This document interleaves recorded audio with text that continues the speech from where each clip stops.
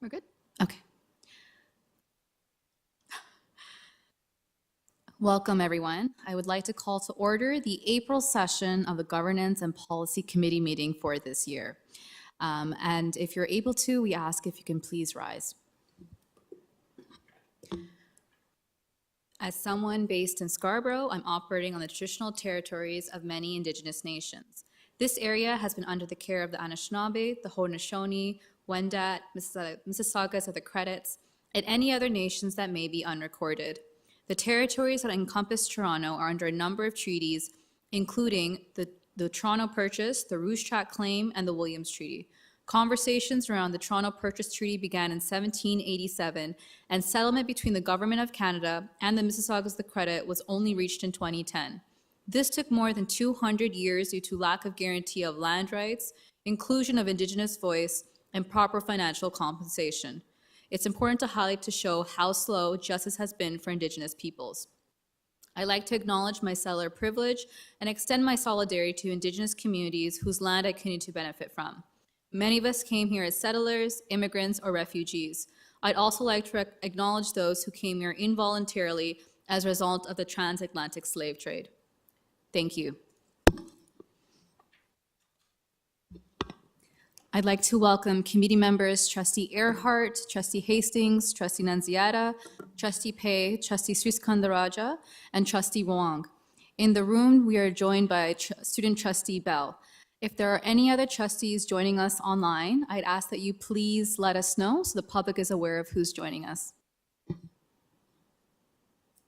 Trustee Dawson is present. Trustee King is present. Good evening. Trustee Williams. Trustee Williams present. Good evening.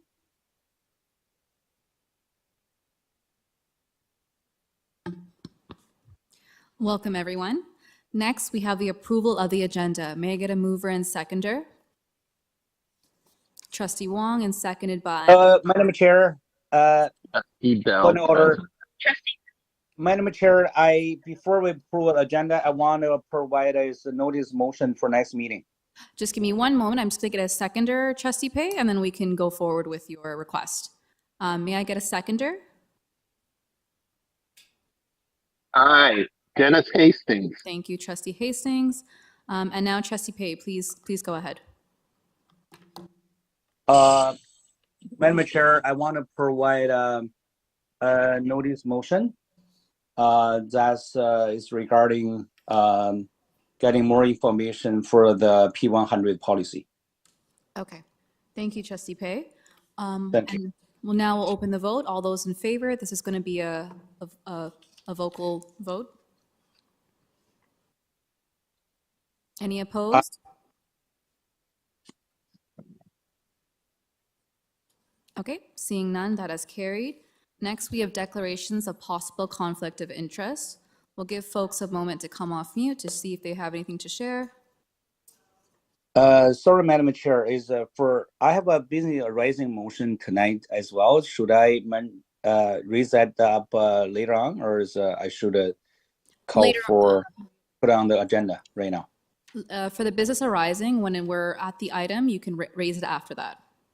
Okay, thank you very much, Madam Chair. Okay. Seeing no declarations of possible conflict of interest, we have no delegations today, so we'll go straight to staff reports. So first up, we have the cell phone mobile device use in school policy phase 2, and this is going over to Associate Director Srisco. Thank you very much. And through the chair, I am sorry I've not joined the meeting online. Is Director Russell Rollins online? No, I'm confident that she will wish to speak to this when she does enter the room. I would welcome Executive Superintendent Jack Negro to give us an opening to this important policy. Thank you. Thank you. And through the chair, we're pleased to share the cell phone and mobile device use in schools policy phase 2 work plan for your consideration this afternoon. This is an important new policy, and you will note something a little different in this work plan compared to others.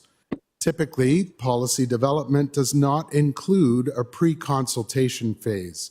We would normally produce a draft that we would share with different groups through the consultation. For this particular policy, however, we are engaging in a pre-consultation phase from now to June that will gather input to inform the development of a draft policy.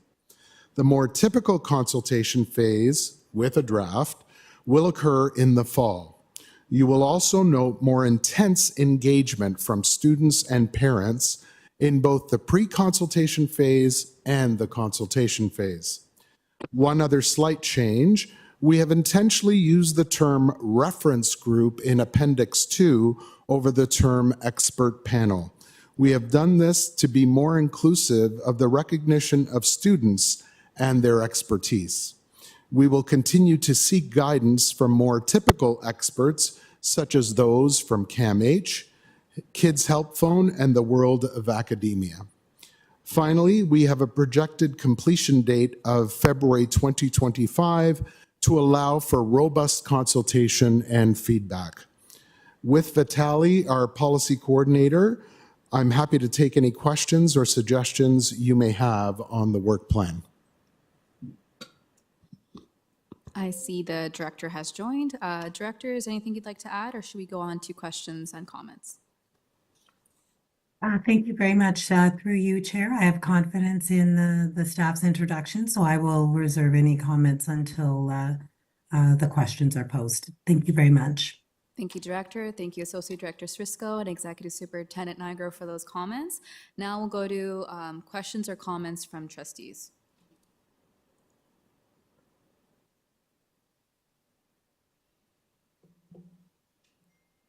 Trustee Earhart, please go ahead.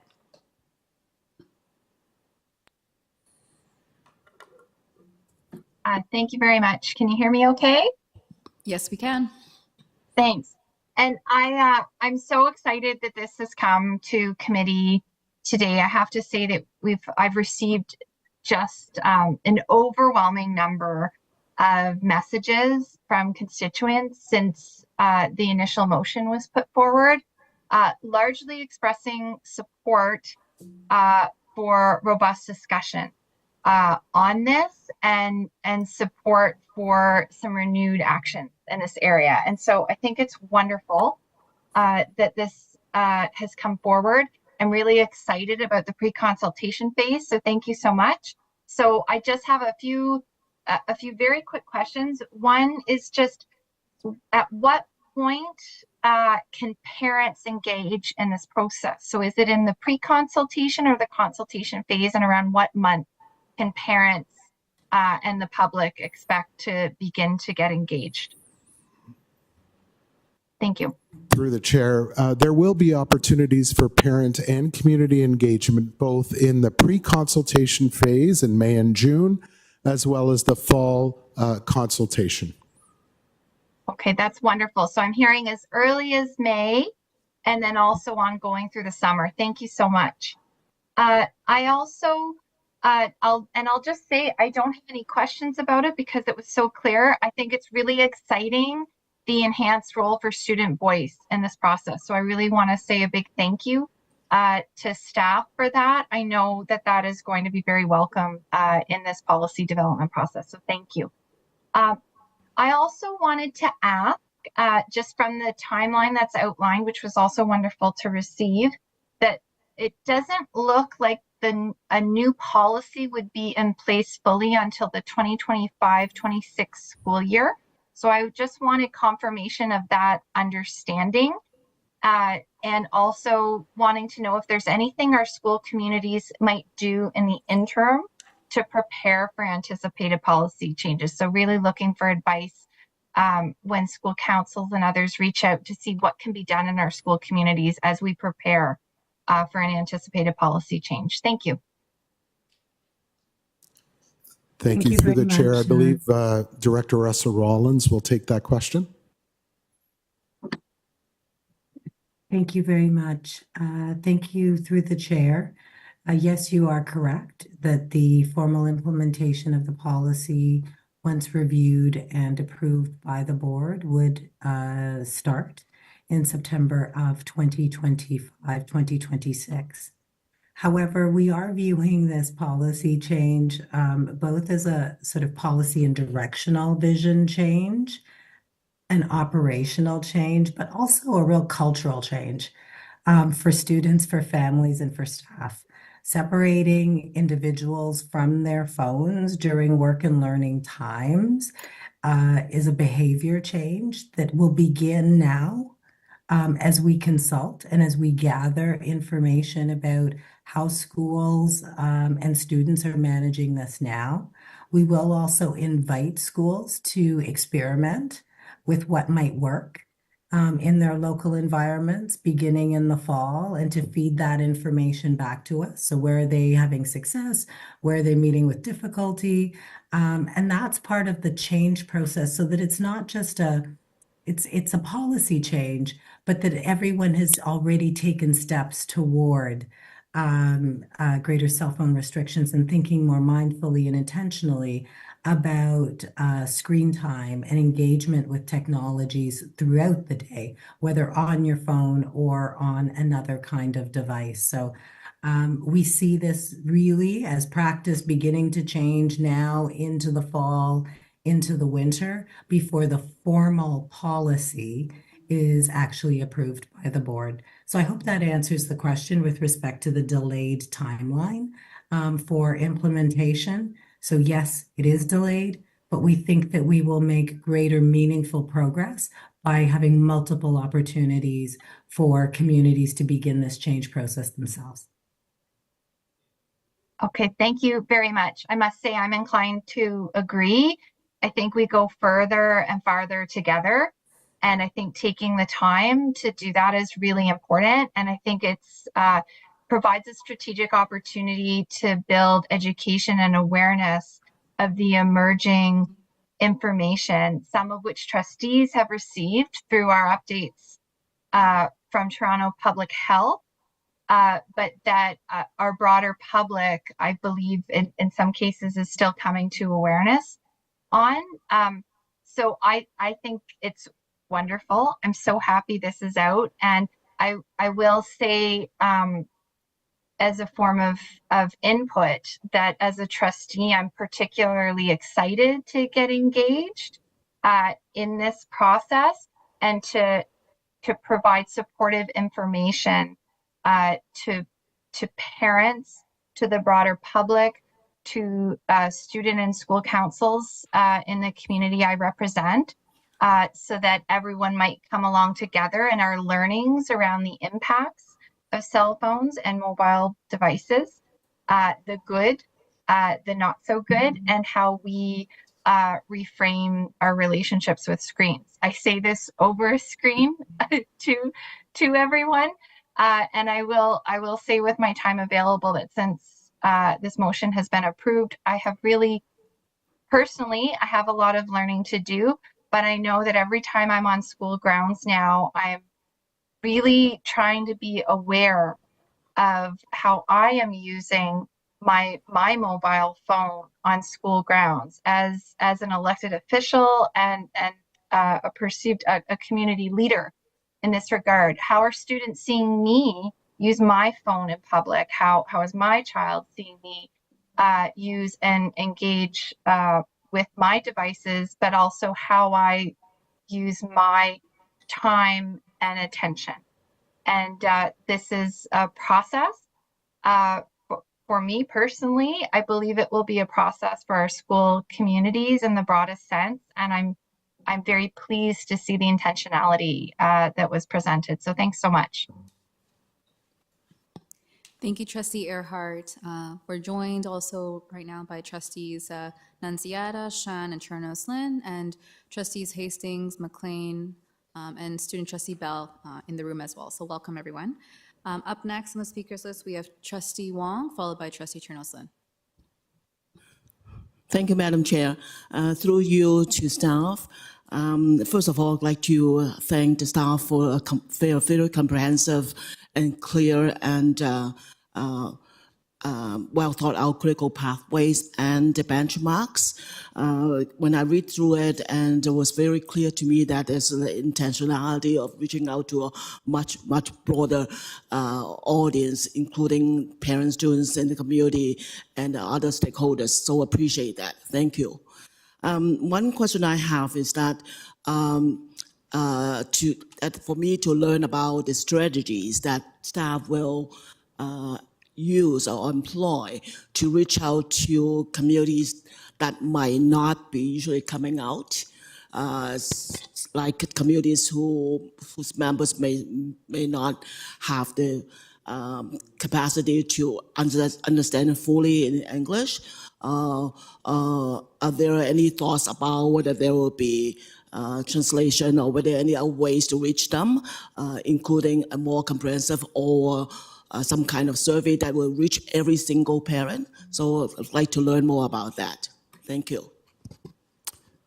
Through the chair, yes, we plan to use those strategies and use as many different media as possible. So a survey, as well as online meetings and in-person meetings with the support of translation as required.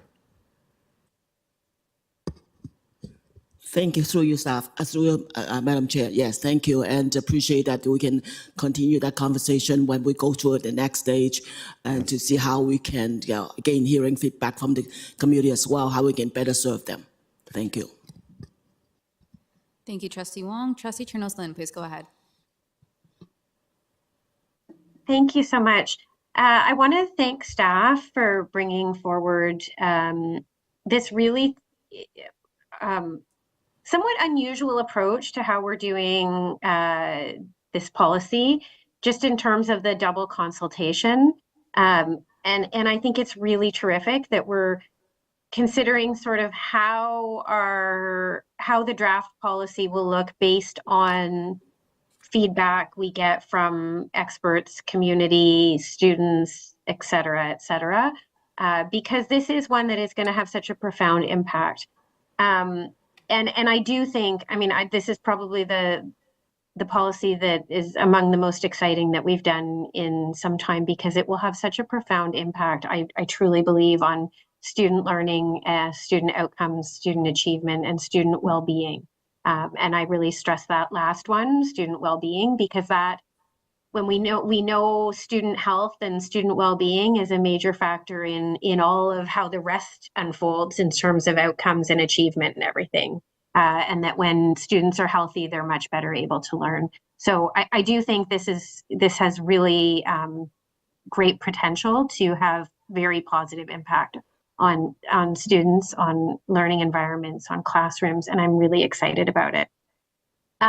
Just to echo Trustee Earhart's comments, I'm really looking to September and excited about the idea that we will be looking to our schools to kind of start implementing changes in behavior, which we're already seeing. Let's be honest, we're starting to see it already. I'm seeing it in a number of my schools just because of the discussions that have been taking place in this boardroom, in schools, the broader community about social media and the impacts of cell phones in schools and among young people.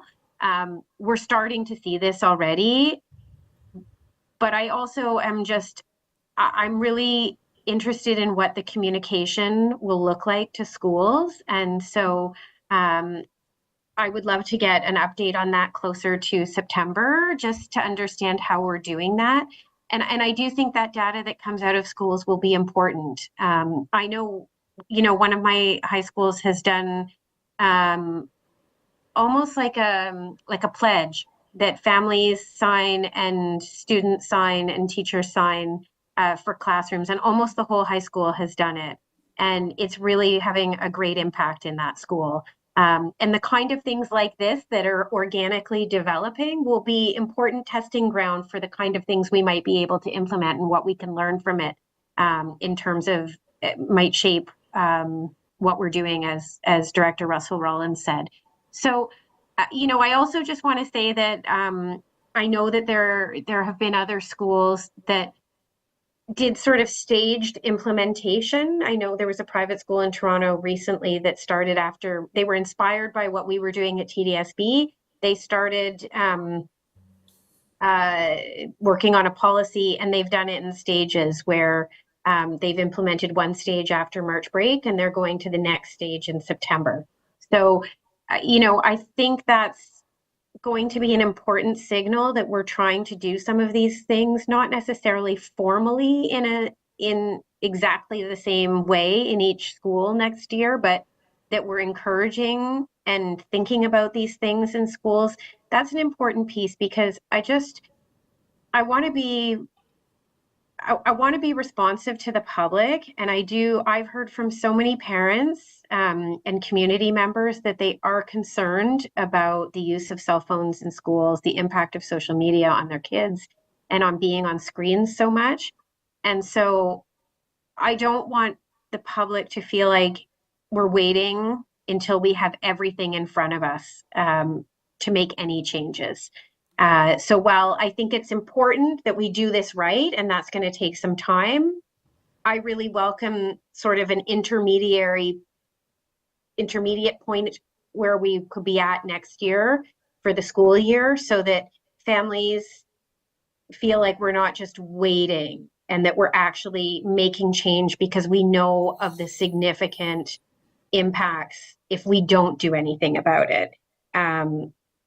So I guess that's just some feedback for staff to consider, and I look forward to the communication pieces around that because I think they're going to be really important in how we do that. So that's it for me. Thanks. Thank you, Trustee Chernos-Lynn. Trustee King, please go ahead. Through the chair, thank you. I just know that the director also has noted that she'd like to make a comment. I don't know if that might have been in response to Trustee Chernos-Lynn before me. Thank you, Trustee King. Director? Thank you very much. Yes, thank you very much, Trustee King. Through you, Chair. I wanted to say two things. Please know that we will be working on a communication policy. We're looking to become more fluent in sort of graphical representation and broad communication out to students, to families, and to schools at every stage of the process. So we would welcome your feedback on what should be included and how best to reach all audiences. I also want to note that we are also very mindful of the equity issues that will no doubt emerge as we talk about cell phone usage. I know that one student said to me, Miss, my cell phone actually is the place that I do my in-school work because it's faster than the computer that I have. And so we have to sort of recognize that when we talk about cell phone usage, that some students are using it for academic reasons. And that's what makes this not a straight line to restricting usage, but for us to really think in more complex and nuanced ways about cell phone usage in schools. So we look forward to the feedback as well as hearing from schools, students, and community members about how best to approach it so that we're fostering belonging, engagement as the foundation of academic achievement. Thank you. Thank you, Director. And Trustee King, please go ahead. Thank you, through your chair. Good evening again, everyone. Thank you, staff, for this report. It's exciting to see this move at a pace and see it develop. And I echo a lot of the comments that my trustee colleagues have already made. Really just want to emphasize as well that I do appreciate the ground up approach here. I really think that starting with the insights and the experiences of community is really going to benefit the process. So also eager to just see how that develops. My question is that I noted in the appendix that as part of the work plan, you've specified an approach where students will be trained and will be going into secondary schools during the summer to conduct focus groups, which I think is a really neat opportunity. I'm just wondering if there's a very specific way that staff are envisioning getting that kind of feedback from the middle school grades as well, and even younger grades. I think that I see that there are opportunities for parents to speak, and I think some parents will speak on their students' behalf as well. And I know that there are surveys available, but I think there's something about that focus group approach, that qualitative research and opportunity to hear directly from their voice. And I'm just wondering if there's a very intentional way that you'll be doing that with the younger grades as well. Through the chair, the summer research program that's indicated in the work plan is being led by the research department. In terms of middle school involvement and engagement, that will occur in the pre-consultation as well as the consultation by focus groups involving both students in general and student leadership in those middle schools. Great, that's excellent. Thank you. And those are all my questions. Thank you, Trustee King. Seeing no further comments or questions on this item, we'll need a mover and seconder and then open the vote on this item. Chair Ms. Lynn. Thank you. Skanaraja. Thank you. So moved by Chair Chanoslin and seconded by Trustee Suskandaraja. Will this be on e-scribe? We're going to open the vote on e-scribe, please.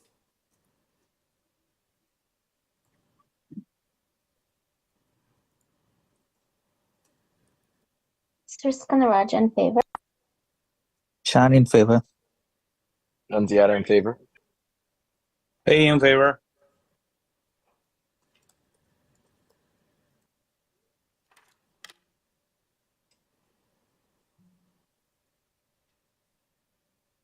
Trustee Hastings is also in favor.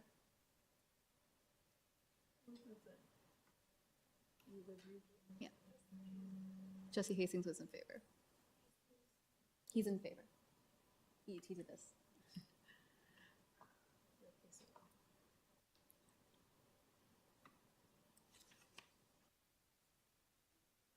Okay, and that has carried. Fantastic. Moving on to the next item on our agenda. We have the Workplace Harassment Prevention for Non-Human Rights Code Harassment Policy Annual Review. And this is going to Associate Director Pon. Much. I have System Officer Chakraborty, who's here to present this report. Thank you. Through the chair, here to present P034, the Workplace Harassment Prevention for Non-Human Rights Code Harassment Policy. We're recommending that this workplace harassment prevention policy, as presented in this report, be approved. Just a little bit of context, this particular policy arises out of the Occupational Health and Safety Act, which requires that workplace harassment policies be reviewed on an annual basis. And therefore, we're bringing this to the board again for approval on an annual basis. The policy review schedule, this particular policy was last reviewed in June of 2021. But again, we are presenting this on an annual basis as required by the Occupational Health and Safety Act. There have been no significant changes to this particular policy. There's just been some minor cosmetic changes with respect to the name of the Associate Director and our new Executive Officer of People and Culture. Aside from those cosmetic changes, there have been no significant changes to this particular policy. Happy to take any questions on the policy as written. Thank you. Thank you, Associate Director Pon and System Officer Chakraborty for that. And we'll see if there's any comments and questions from trustees. Seeing and hearing none, we'll need a mover and seconder for this item. Skanaraja. Trustee Suskandaraja and seconded by Trustee Wong. And we'll open the vote on this item. Skanaraja in favor.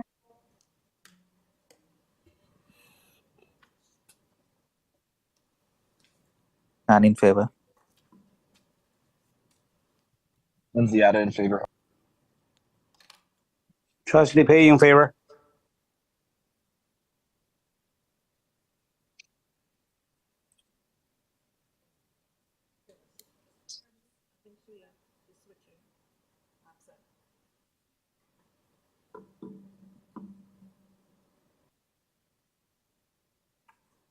And that item is carried.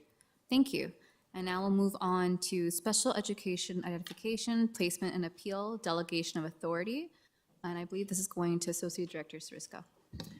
Thank you very much. And through you, Chair, this is not the first time that this procedure has been brought to committee. You will remember that this was born from special education appeals going to Board of Trustees, and the Board of Trustees asking staff to look deeply into our practice and to be considering putting forth another alternative to have a balance of staff expertise. And from our consultation with trustees at our previous GPC as well as SEAC, we also heard that there was a desire to also balance involvement of trustees to be representing families. I would like to turn to Vitaly Plotnikov to provide a summary of what we heard from SEAC as well as trustees, and to be reflecting those changes within the procedure. Thank you, Vitaly. Thank you, Associate Director. Through you, Madam Chair. Members of SEAC provided constructive and positive feedback. We informed members on the discussions that we had at the GPC and the comments that were provided. Members of SEAC also agreed and supported notion that staff expertise is required to make determinations with regard to the appeal process. At the same time, they supported trustees' comments and committee's comments about need to ensure neutrality and make sure that the process is properly balanced. In view of that, they agreed with suggestions that were expressed at the GPC meeting about including trustee to the composition of that committee. I think these are general comments that we obtained. I'm not sure if Nandy Palmer is online and would be willing to add anything else. Thank you so much. Good evening. Thank you, Vitaly. I think you've captured the pieces that were the feedback we received from trustees at the last GPC meeting, as well as feedback from SEAC. The only other piece I would include in there is that the trustee, as well as the superintendent from another learning center, would have no previous knowledge of the case. And that would assist with the impartiality request that was made. Thank you. And through the chair, I would just also add, next steps, our commitment has been to be fully transparent and ensuring that SEAC is informed and is able to fulfill their obligation to provide advice to the board. If GPC were to approve this evening, we would bring this procedure as well as the recommendation for delegation of authority to the director back to SEAC, once again to make sure that the committee is fully aware of how this is moving forward. Thank you, Chair. We're happy to answer any questions. Thank you, Associate Director Srisko. Trustees, are there any comments or questions on this item?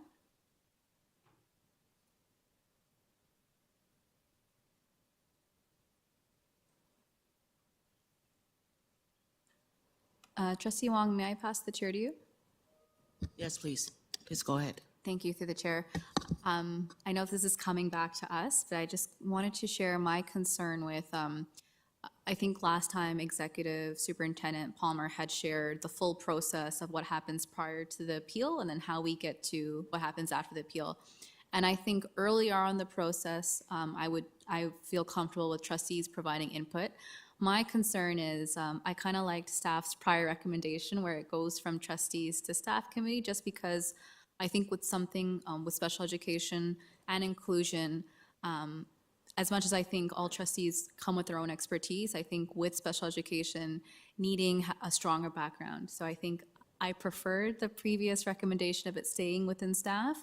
And it kind of makes me nervous with the appeal process, with it being, especially at that stage of it being like a final decision. But I just, but my question for Associate Director Srisco. So you just mentioned that this is going to go back to SEAC if it were to pass today. Can you just clarify it goes back to SEAC and then what happens at that stage? Yes, thank you, and through you. From committee this evening, this would be proceeding to board for the full board's consideration on May the 22nd, and there is a SEAC meeting ahead of that.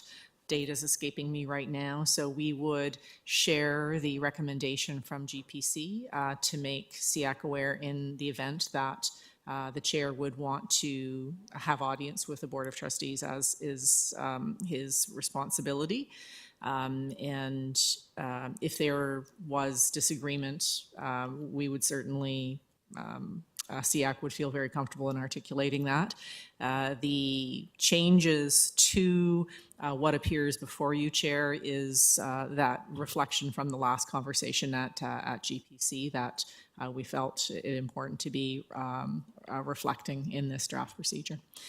In regards to your concern, I would indicate that the trustee representative would be one individual on a team of 3. I know that there was a conversation and a trustee pointed out that there are members of the board who have been longstanding members of SEAC and have a deepened and deepening understanding of all of the procedures and legal obligations. And as the committee were to deliberate, we would use that opportunity to support the trustee in their understanding of the very important decision before committee. So I hope that provides some reassurance. Thank you. Thank you, Associate Director Srisco. It does, and I think knowing through the chair that it's going to go to SEAC and we'll hear their feedback as well. But also seeing that after that GPC meeting, it did go to SEAC before coming here, and this was something they supported. That does make me feel a bit more comfortable. So thank you. Seeing no further comments or questions from trustees, we'll need a mover and seconder for this item. Trustee Wong moves it and seconded by Trustee Hastings. Okay, and we'll open the vote on Trustee Hastings. And we'll open the vote on this item.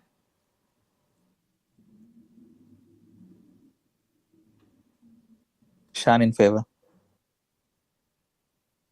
Anziata in favor. Pei in favor.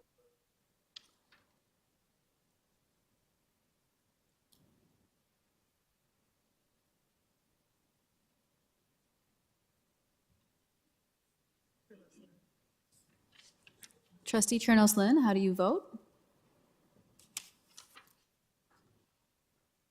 I don't think she's on yet. I'm in favor. Trustee Chernos-Lynn? Okay, we'll mark her as absent. And that carries. Thank you, Associate Director Srisco, Policy Coordinator Plotnikov, and Systems Superintendent Palmer for your work on this item.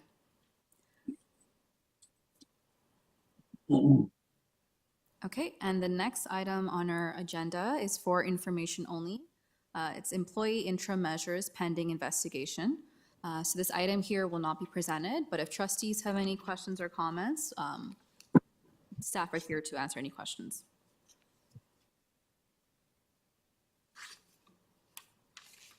Madam Chair, so after the question period, I would like to move a motion at the business arising. Thank you, Trustee Pei. So we'll go to Trustee Earhart, and then we'll come back to you once questions and comments are finished. So Trustee Earhart, please go ahead. Okay, thanks very much. I read this procedure with interest, and I think it's very helpful to have the procedure. So thanks for developing and bringing to us for information. I wanted to ask about a very specific point, and it's under 6.3.1. Considerations for the determination of appropriate interim measures will include but are not limited to the following. And there's a series of bullets, and one of the bullets reads whether action is necessary to prevent or mitigate harm, e.g. physical, mental, reputational, to TDSB or its staff and students.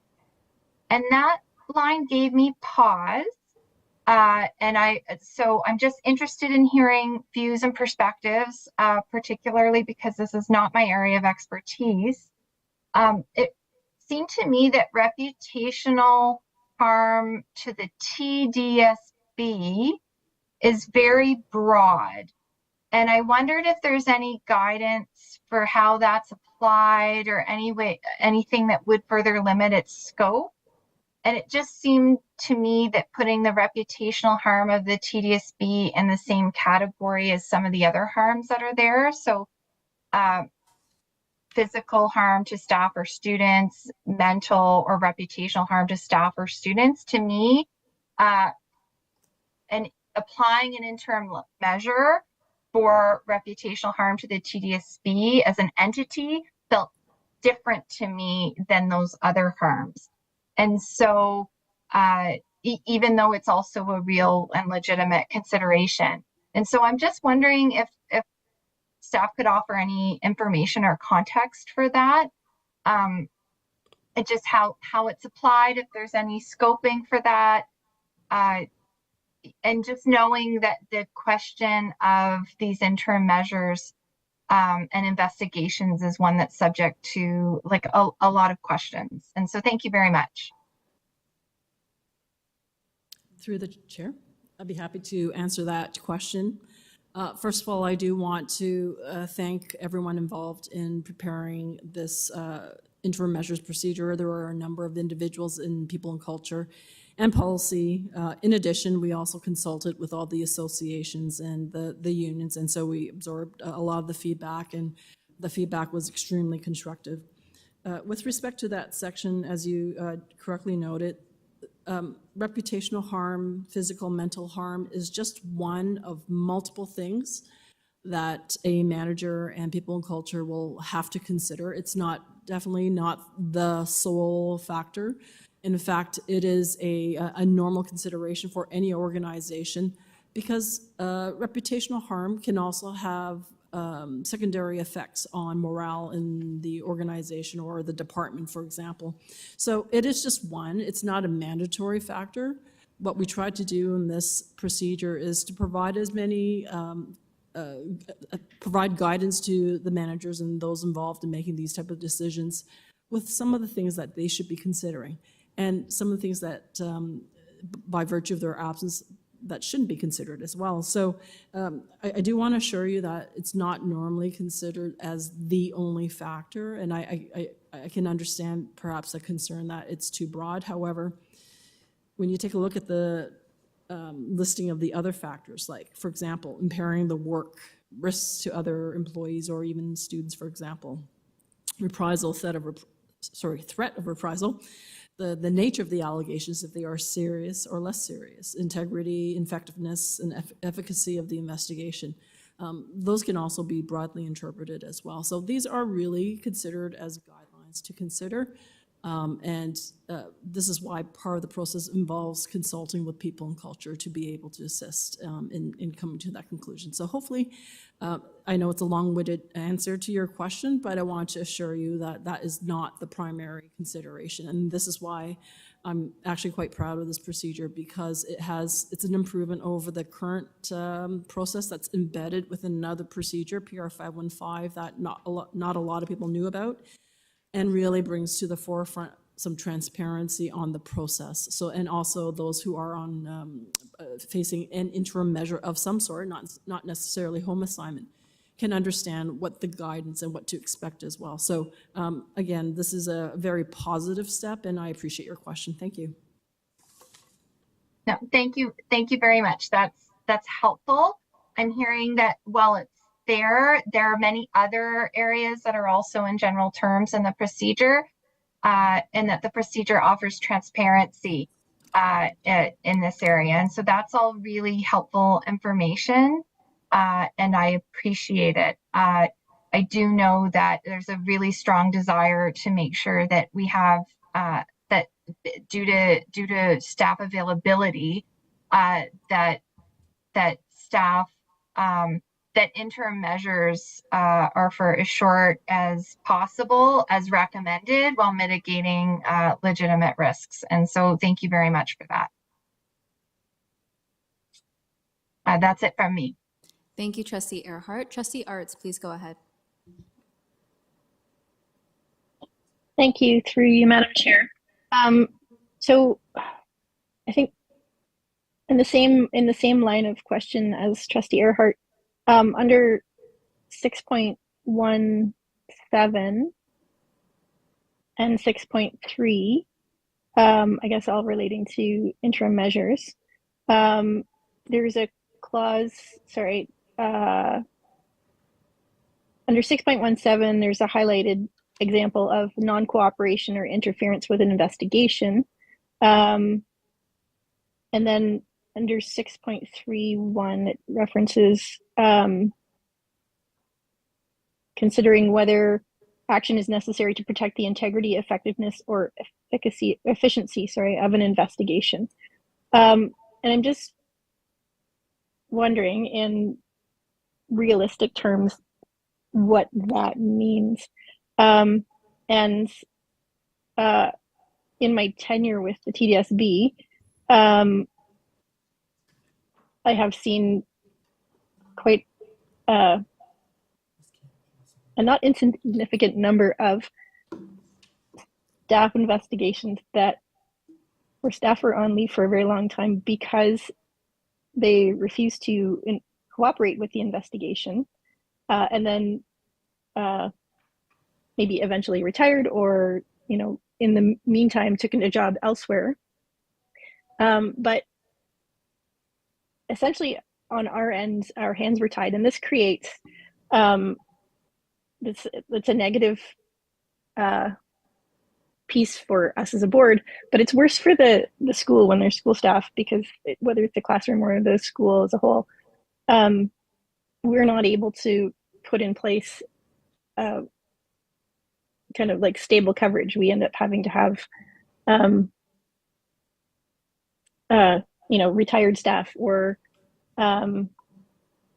someone interim, rotating staff essentially in that role until the investigation can be concluded. And I have seen several where we've not actually been able to conclude them. And it's not the fault of the TDSB on this part. So what are actions that can help us proceed with things much more quickly in the event that it's, somebody's stalling the process? Through the chair, thank you very much for the questions. In terms of protecting, I just want to make sure I understand the gist of the question and answer it. In terms of protecting the integrity, effectiveness, and efficiency of investigation, I can think of examples where there's a very serious allegation, for example, of abuse of a student. So an interim measure could be, in those cases, either a home assignment or a separation, depending on whatever the arrangements are. And that is necessary because if the alleged victim has to be interviewed, that can be affected by the presence of the person who's been alleged to have. So that is one of those are just one. That's one specific example. Our ultimate objective in these investigations is to have a fair and effective investigation. Timeliness has been a challenge, especially when it does go to an external investigator. But that is something that we are, I know investigations are done through different departments, rather decentralized, constantly looking at our list of investigators, hiring new investigators as vacancies, or internal investigators, sorry, as vacancies arise. So it is a constant area where we're trying to focus to improve the timelines. I should say that a lot of the thinking over the last couple of years about how we can do things better in relation to investigations, we've implemented a number of measures, one of which is, for example, producing this procedure so it is transparent and it's informative as well. However, we've also changed our practices in working with department managers or superintendents or principals, is to have what we used to call a home assignment or directed leave to be actually one of the last resort interim measures. So the other measures could be a separation of parties. They're not in the same location in the building, or one, it could be a remote, hybrid, those type of arrangements. There's so many different variations in which we can do something in between while an investigation's ongoing. So we've already had the impact of changing the practices. So it's no longer thought of as one of the first interim measures. It's actually going to be considered one of the last interim measures. In the meantime, we have started with the employees who have been on a long-term leave of absence, home assignment, to actually start bringing them back. And System Officer Chakraborty has been dedicated on working on that project specifically. So with time, we are making positive improvements in our practices. This procedure is intended to assist with that piece. We are also constantly discussing with our association and our union partners on how we can do things better. We are also doing some other improvements that may be not directly related to investigations that are also improving speedier outcomes of certain processes, like an alternative dispute resolution process. So a wide variety of things that we're doing, but ultimately these interim measures, we've changed our practices. So hopefully stories of long-term home assignments that you've heard will no longer be the case, but only in exceptional circumstances. And there will be circumstances where there will be very lengthy home assignments, but it will be something that will be monitored extremely carefully. Thank you. Thank you, Associate Director. Okay. Oh, Michelle, Trustee Arts, do you have any further questions? Yeah, actually, sorry, that wasn't my question. Thank you for the answer. That was very thorough. I guess I'll just be more blunt. If an employee is put on leave and we can't have them in a school setting in front of students, and so they need to be put on leave, and they refuse to they refuse to cooperate with the investigation for a myriad of different reasons, for extended periods, many months. What does this new procedure give us the power to proceed with the investigation, even though they were refusing to participate? Through the chair, thank you very much for clarifying. I apologize I didn't get to it. This procedure states it outright. We've always had that ability to do so, but we want to make sure it's stated in this procedure. I will ask System Officer Chakraborty, who's been working on this, to maybe supplement that answer. Thank you. And through the chair, thank you for the question. I just want to make a couple of points clear on this particular procedure and to the question itself. When a particular employee is required to participate in investigations, first and foremost, and not doing so, they'd be not complying with their own policies and procedures. However, in the event that a particular individual does not participate in the investigation process, it does not actually stop or cease the investigation process. The investigation process can go on and move forward without participation of that particular witness, like any other witness. Often what we get in investigation cases is that a particular witness either refuses to comply, refuses to participate, or is simply unavailable to participate because we can't reach them. That doesn't stop the investigation process. We continue on with the investigation process in their absence, and investigators have certain inferences that they need to make in the absences of those witnesses. And part two to that answer, and I think the trustee mentioned this in the first part of the question, was, well, when a particular complainant or respondent or witness leaves, that leaves the investigation not concluded. And that actually doesn't happen. Our investigations are concluded whether or not the complainant and or the respondent are available at the relevant time. And the reason for that is twofold. One, the complainants need a conclusion and closure to the investigation that they started. So if a particular complainant starts an investigation process and starts a complaint and then leaves to go to another board or retires or seeks other employment, they still have a right to know what the outcome of the investigation is. And so we still conclude that investigation. And part two of that answer is under the Occupational Health and Safety Act, for example, for workplace harassment or workplace violence investigations, and even under our own policies and procedures, we actually have a legal obligation to complete those investigations, notwithstanding that either the complainant or the respondent are no longer there. So with our better practices, we endeavor to complete these investigations in a more efficient manner, but always with the understanding that the investigations will be concluded, will be completed with or without the participation of particular witnesses. I hope that answers the question. Thank you. Thank you. That's great. And my last question is just, so I know that we take second place at the school board. We take second place to police investigations, but those are sometimes they're quick, but sometimes they're very lengthy. I'm just wondering if in this new procedure, because I didn't get a sense of it, we are able to proceed with work on cases of staff put on leave in parallel. I mean, obviously, we wouldn't be able to go around, like, do anything the police tell us we can't do, but we have a number of things across our board, whether it's staff issues or student discipline issues that seem to get delayed, sometimes significantly, by police investigations. And so are there resources, do we have resources to be able to make sure that we can work effectively in the background?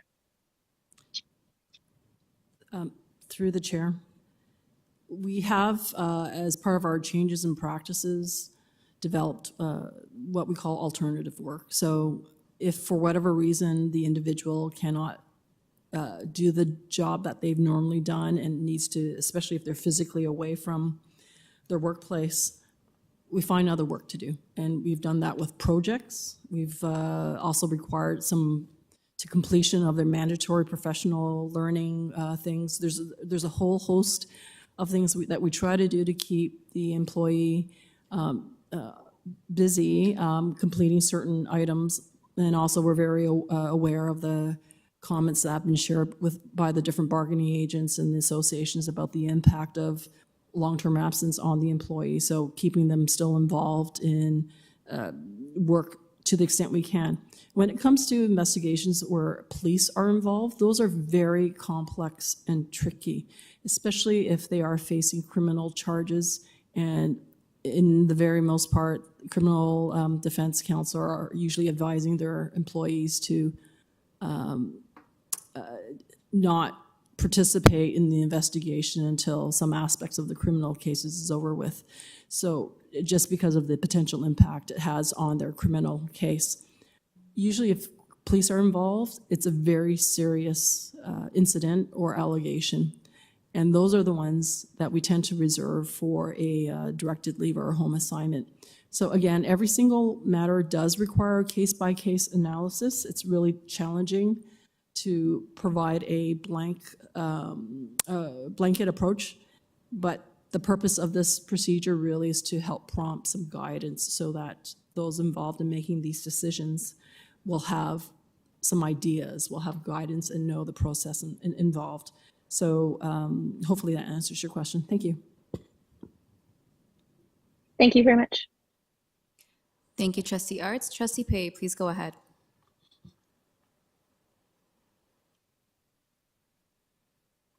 Thank you, Madam Chair. I have a question regarding the staff has been put on direct leave from John Fisher Public Schools. I just want to put some context. Okay, as March 7, it was reported a child was locked in the small room in the John Fisher Public School. And then Trustee Pei? Yeah. My apologies for interrupting. If you can maybe not refer to specific schools or situations, because that might be private, but maybe ask a more general question about investigations. Sure. I don't mention the school, but I'm just saying one other school was investigated, for child abuse, and in last March, a year ago, and then after 2 months investigation by TBS and the Children Aid Society, they found no wrongdoing for the teacher, vice principal, and the principal. But as I understand, 3 people still put on leave. Trustee Pei? So I want to ask, I understand, Madam Chair. I'm just going to ask a question. What kind of interim measure we're going to do for these 3 people, our staffs, after 1 year's investigation? Through the chair, Trustee Pei, it's improper to ask about an ongoing investigation involving individual staff. So staff will not be responding to that question. Thank you. I'm not asking the staff. I'm asking general question through Madam Chair. I'm asking the general question: what kind of interim measure we're going to apply to certain staff? They were basically cleared from TBS and CES after 1 year. So, what kind of interim measure we're going to have to put those staff back to work, since they're already put on leave for 1 year? They're very costly, replacement for us, because for vice principal, as I understand, their salaries, is upwards to $120,000, and the teacher could up very close to $100,000. So we're talking about over $300,000 a year for the replacement cost. Our board have a $26.8 million deficit. How many people we put on leave, by the way? How long were our investigation going to be? What kind of interim measure going to help us reduce our cost to put those people back to work? That's my question to the staff. Thank you. Through the chair, I've already answered a question that you repeated, which is will not be speaking, or no one will be speaking about an ongoing investigation. In terms of staffing related issues for staff who've been placed on directed leave, again, every single case has its own situations where we have to take a look at how people can be backfilled. Very, very critical. A lot of it is outside of our control. As you know, many of these investigations do take time. But one of the most critical factors is that the investigation has to be fair. Fair to the person who's been alleged to have committed some sort of wrongdoing or is the subject of complaints, and fairness to those involved, either the complainant or witnesses.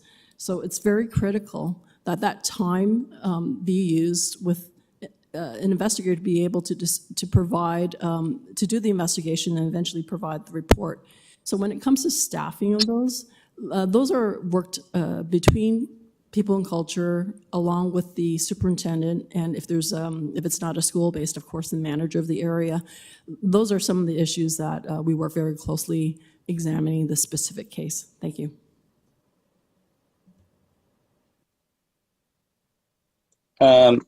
Thank you, Madam Chair. I just wonder if we still have a question asked by other trustee. Otherwise, I would like to move my motion as a business raising. Thank you. Thank you, Trustee Pei. We have one more speaker on the speakers list, so we'll go to Trustee Sriskandarajah, and then we'll come back to your business arising. Thank you, Madam. Thank you. Through you, Madam Chair. Thank you, staff, for bringing us this update. This is, of course, a topic of conversation in many parts of our system and our communities. So I just have a couple of questions. In the procedure, it says that staff will have a timely sort of conclusion to the investigation, and we don't actually provide any timelines. And I do get how delicate the situation is, and as our associate director just mentioned, we want to, of course, operate with the greatest amount of fairness. But I wonder if we could put some sort of time parameters around this, or at least let staff know, just having spoken to people who might be under investigation. I think a lot of the anxiety that comes about for teachers, especially the ones who, really love their job, feel they haven't done anything wrong, but there's an investigation, they respect that process. They get really anxious and nervous about just not having enough communication, enough information.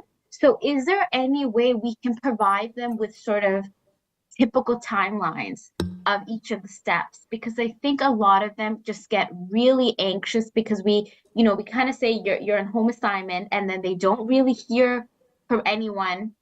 They can go, months without hearing from anyone. So is there something in place we're putting that kind of keeps them up to date, maybe gives them a ballpark of this is typically cases of this nature, this is typically how long it takes? Because I do think we're causing a lot of unnecessary anxieties for a lot of people. Thank you, and through the chair, I really appreciate the questions because it's true. Anyone subject to or involved in some sort of a complaint in which an investigation, it does take a toll on people. And so we did listen to the feedback and worked very closely with especially TSAA in particular, and OPC as well, plus our other bargaining units to listen specifically to the feedback they provided. So, for example, 6.7.1, there has always been a question about what happens when someone's on directed leave, home assignment, and they're there for a long time, no one checks in on them. So we addressed that in this procedure, and I'll just read the start of it. The manager, supervisor, employee, and the Federation Association and so on may discuss and set expectations for a check-in process for an employee subject to interim measures, such as the frequency and primary method, like an email or a phone call. And there are some additional information. So that was a key issue that was raised, and that's why I said earlier that there was constructive feedback, because what we want to do is be able to address that particular concern, that there's a connection. But not all employees want a connection with the manager. Not employees want a connection with their union representative. So this is where we had to broaden it to make sure there's a discussion so that it can be tailored to the specific situation. There are other things in place. And so through that communication, the check-in process, certainly an update. It is a good practice for anyone overseeing an investigation to seek periodic updates. In some cases, we require monthly updates from investigators. In that particular case, if there's something of significance that can be shared. And often the direct parties to investigation, they also have access to contact the investigator to ask for an update. I know that has occurred as well. So there are different measures, but I want to assure you that this particular procedure, that's why it took so long to craft, was that we wanted to make sure it was responsive to a lot of the comments we received. Thank you. Thank you. And just a suggestion on that, I appreciate that a lot of thought is going into this, but even if we can give them like a one-pager or a chart or a graph to say, there's a lot of staff who don't know the process at all, and why should they, right? And this is something you hope never happens to you, where, we tell them, okay, first there's this, and then there's an investigation, and then, a lot of times they don't even know the parties involved and how many steps there are. They often just think, oh, we're just going to interview a couple of people and we'll get to the bottom of it. And so they might not understand the gravity of it. So I think just giving as much communication to them, I think would be really beneficial for everyone involved. And it is causes them a lot of stress. The last point I wanted to make and would like some feedback on is, we're making these commitment, but how do we follow up that there's been changes, that we're actually going to be, speeding up our process. So I want to know if there's sort of these, I don't know if the exit interviews is sort of the word, but at the end of an investigation, are we going to follow up and ask the person how they found the timeliness of the process? Did they feel that they were informed along the way? Did they feel that it was resolved in a timely manner? Yes, so I'm just curious if there's any conversations around doing something like that. Through the chair, in some cases, that information naturally comes out during the course of it. In other cases, we received information from an association or a union rep. I think that's a very interesting suggestion. So System Officer Chakraborty and myself will consider it. Thank you very much. Thank you. Just want to reiterate, for a lot of people, these investigations can sometimes take years, causing enormous mental stress, added with the fact that they're sitting at home, often twiddling their thumbs, waiting for a resolution for a career that they worked really hard for. And of course, there are, bad apples and not to not disregard the people who make complaints, but I think like was mentioned earlier, having fairness throughout the system, I think just makes us a healthier and stronger system. Thank you. Thank you, Trustee Sriskandarajah. Seeing no further comments or questions from trustees, we'll go back to Trustee Pei for his. Oh, receive it? Got it. So since before we move on to the business arising, since we brought this item onto the floor, we'll need to receive it. May I get a mover and seconder? Sriskandarajah? Trustee Wong and Trustee Hastings. All those in favor? Show of hands. Show of hands. Aye. Aye. Aye. Thank you. Any opposed? Okay, that has carried. And Trustee Pei, I'll pass the floor is yours. Thank you, Madam Chair. Thank you, trustees. Thank you, staff. Tonight, I want to move a motion as a business arising. The reason why is very simple, is about the investigation regarding all the stuff which is put on a home assignment. The entire Principal Council has expressed concern at the length of the cost of principals and other administrators being placed on home assignment by various Ontario School Board pending investigation. The data provided by OPC show that over the last 3 years, TDSB placed 55 principals on home assignment for an average 8 months, whereas 2 principals were kept at home for more than 2 years, the only English public board in Ontario with such a lengthy home assignment. The OPC supports administrators in the province 31 English public boards, which are responsible for 1.3 million students. The average length of home assignment across all 31 boards was 3.7 months, which is about half of TDSB, 8 months home assignment, according to the OPC data.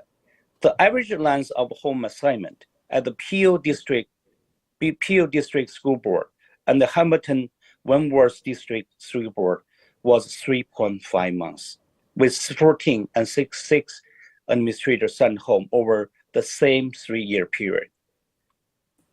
The cost and impact of TDSB placing teachers and administrative staff on home assignment pending investigation for lengthy period pending investigation has attracted considerable public and mainstream media scrutinies.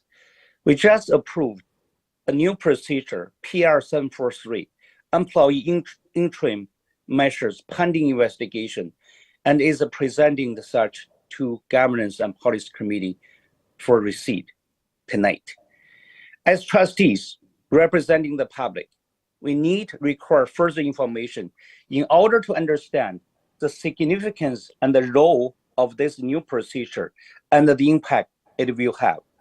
Therefore, I recommend the board to ask the staff to provide the data for the past 3 years regarding number one, the number of TDSB professional staff placed on home assignment, the number of TDSB employees that were on home assignment at the current state, March 31st, 2024. The number of TDSB professional staff subject to the following measure following placement on home assignment. Number one, termination. Number two, suspension. Number three, other discipline. Number four, no action taken. I will also ask for information regarding the total costs incurred by TDSB as a result of investigation, including internal legal costs and salary paid to employees on leave pending the conclusion of their investigation. The average length of placement on home assignment. I also like to ask our director being instructed to present the Governance and Policy Committee at the next meeting, May 29, 24, and the recommendations. One, reduce costs associated with the investigation.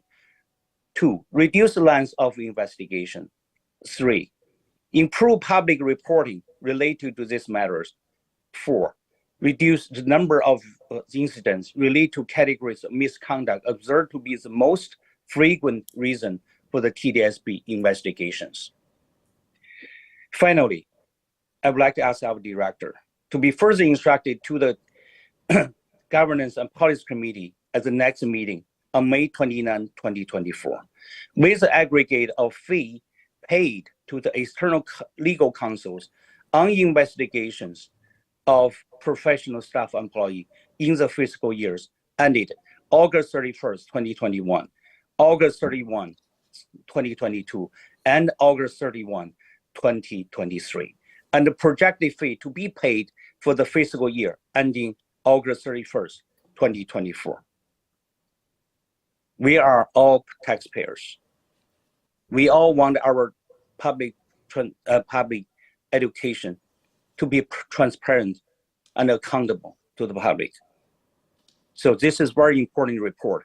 We have learned how we can reduce our lengthy investigation, how we can reduce the lengthy home assignment we put on the teacher, which has such a detrimental effect on their mental health. I think it's time for us to take our staff, make sure our investigation is thorough, swift, efficient, and give people hope. Thank you. I hope all my colleagues can support this very important motion. Thank you, Trustee Pei. As a seconder, Trustee Hastings, would you like to say anything? Okay. Thank you. So we have a speakers list. Up first, we have Trustee Arts, followed by Trustee Chernow-Slyn, and then Trustee Wong. Trustee Arts, please go ahead. Thank you, through you, Madam Chair. I don't have any issue with more data around this. However, as the motion is worded, I do not find this list informative. So the number of investigations really doesn't tell me anything. Even the length of time really doesn't tell me anything. It doesn't inform how practices should change or what needs to change. This list is missing the reasons for staff to be put on home assignment.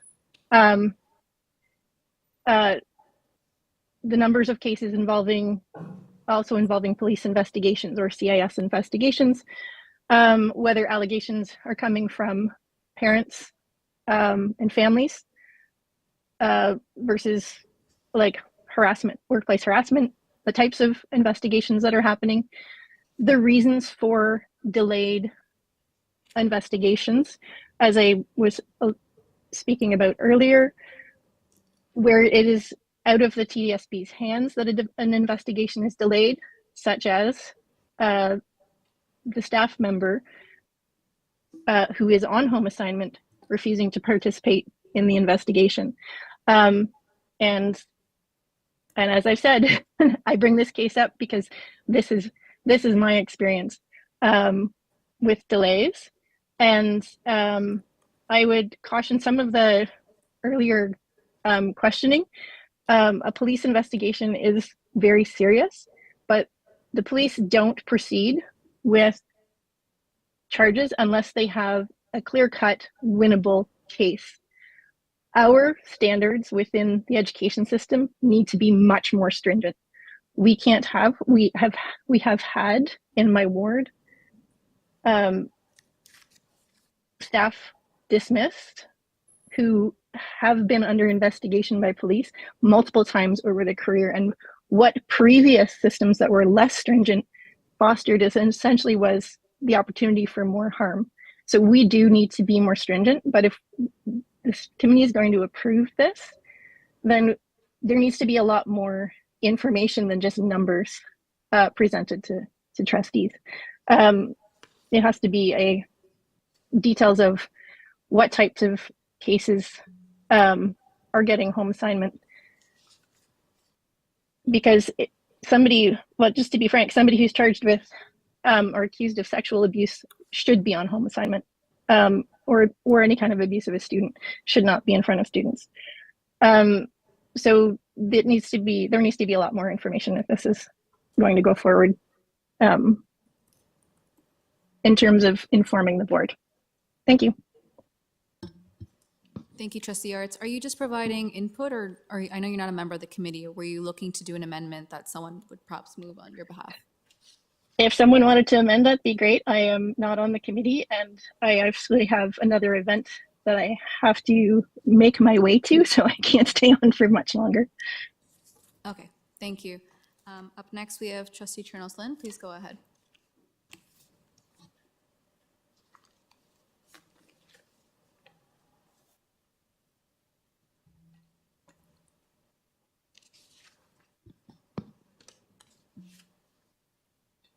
Trustee Chernos-Lynn, are you there?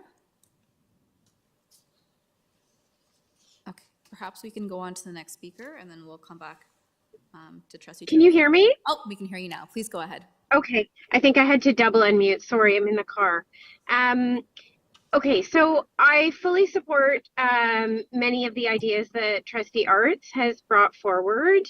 But through the chair, I also just want to say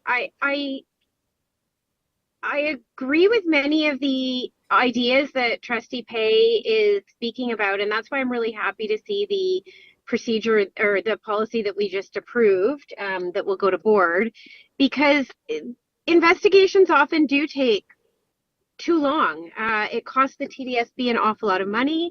It causes pain for so many of our staff, but also for families who are on the other side of these things sometimes, or for other staff who are on them. It causes tremendous stress and pain all around to families waiting for resolutions, whether they're directly involved in this or affected because they're at the schools where this has occurred. So there's so many different pieces to this, but all of that aside, I know we have had the kind of data Trustee Pay is looking for.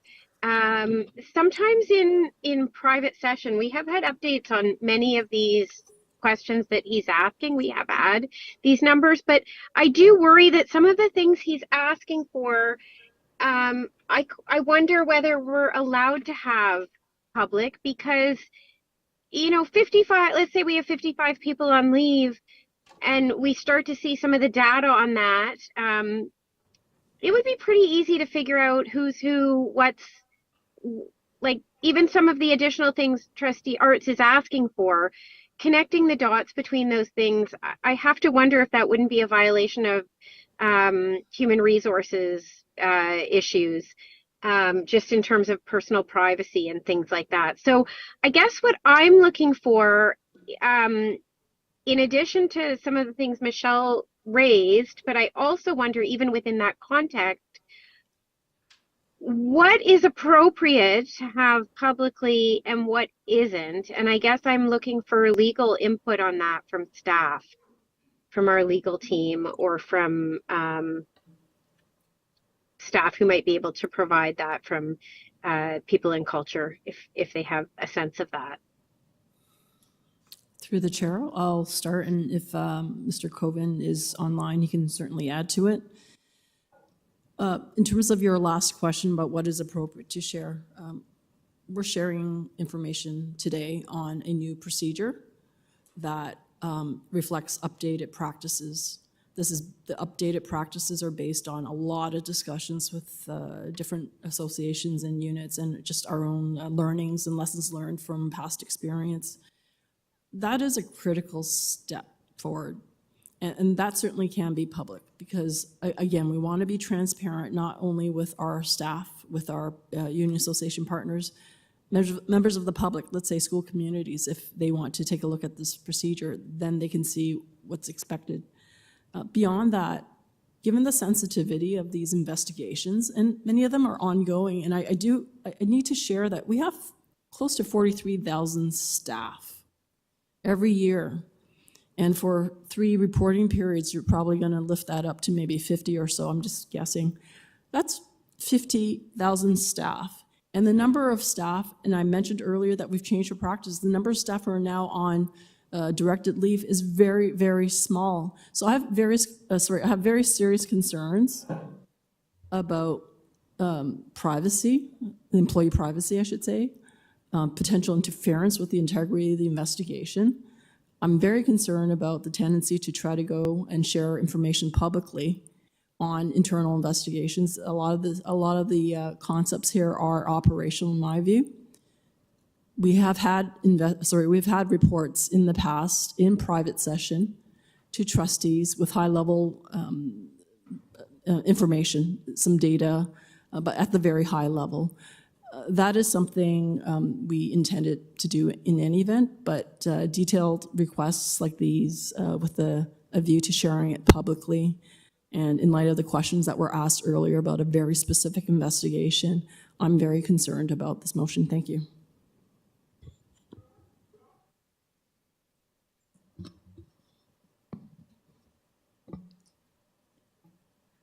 So just to follow up, I guess, is there parts of this motion that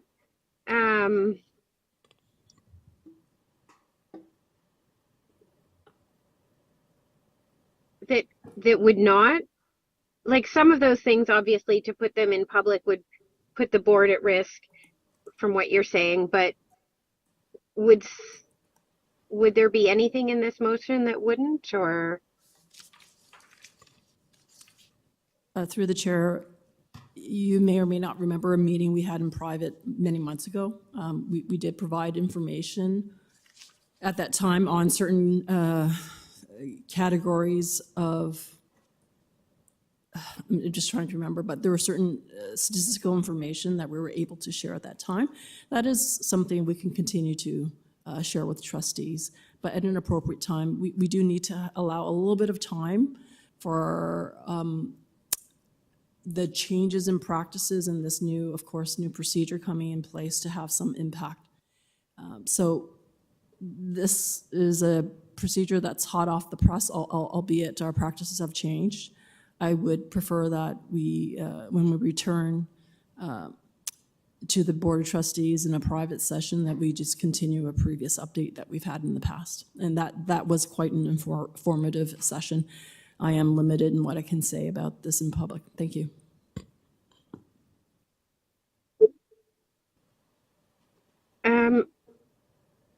Okay, so thank you. That last piece is very helpful in considering what we might do with this motion then, in my view. So are there other speakers on, may I just ask, are there other speakers on the list? I'm sorry, I'm now parked. I was driving. Chair, are there more speakers on the list? There are. We have 3 more speakers on the list. Okay, all right. That's good then. It'll give me time to think about what to do with this motion then, or someone else may choose to do something else with it. Okay, thanks. Trustee Wong, please go ahead.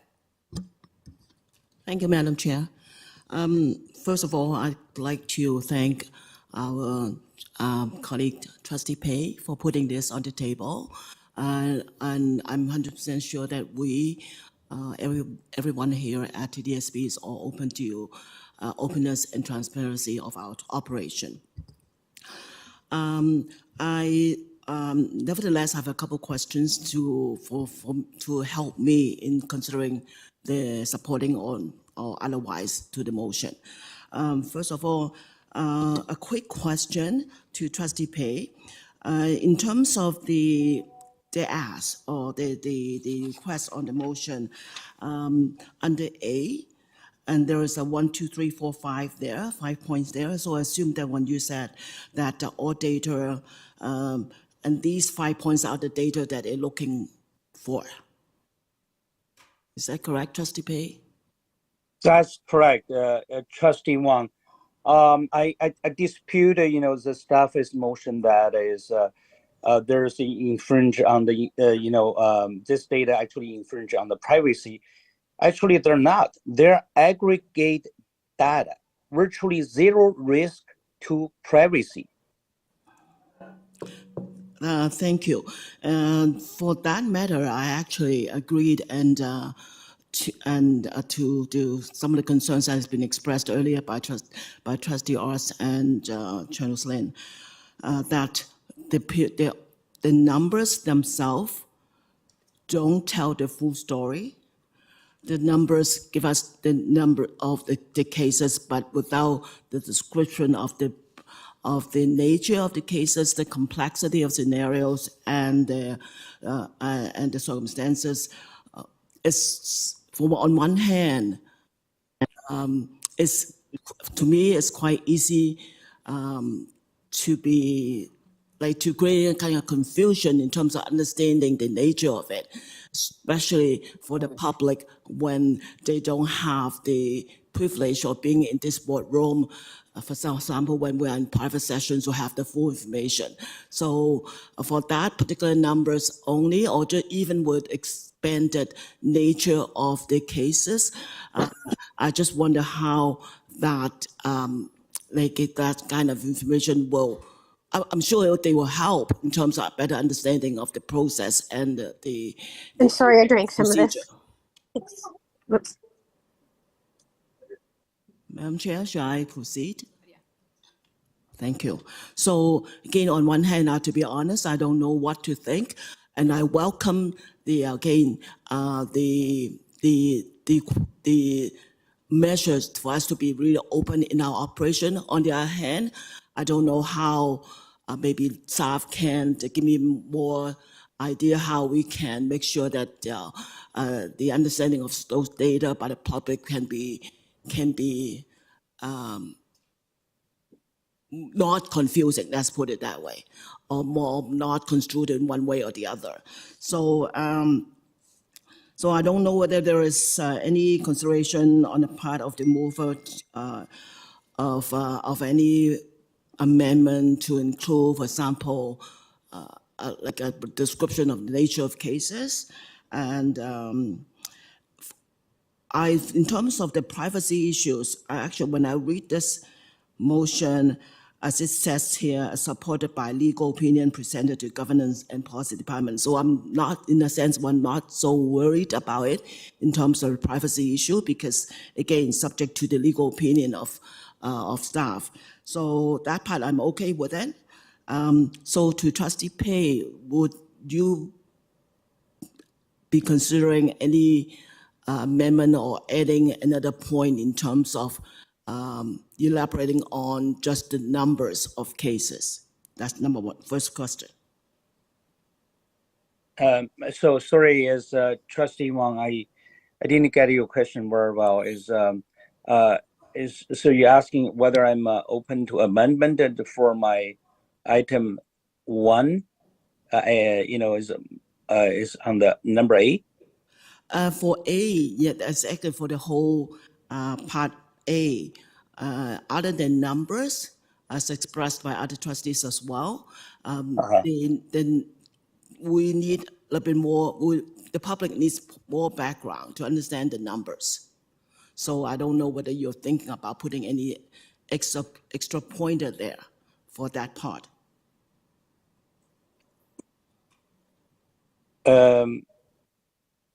Because this is the piece of information that basically asks for legal opinion. So I want to know what as a number, what the data can be provided to the public. Because to me, public transparency and the company is so important. And all the data I'm asking, it really does not infringe is like anything regarding private issue.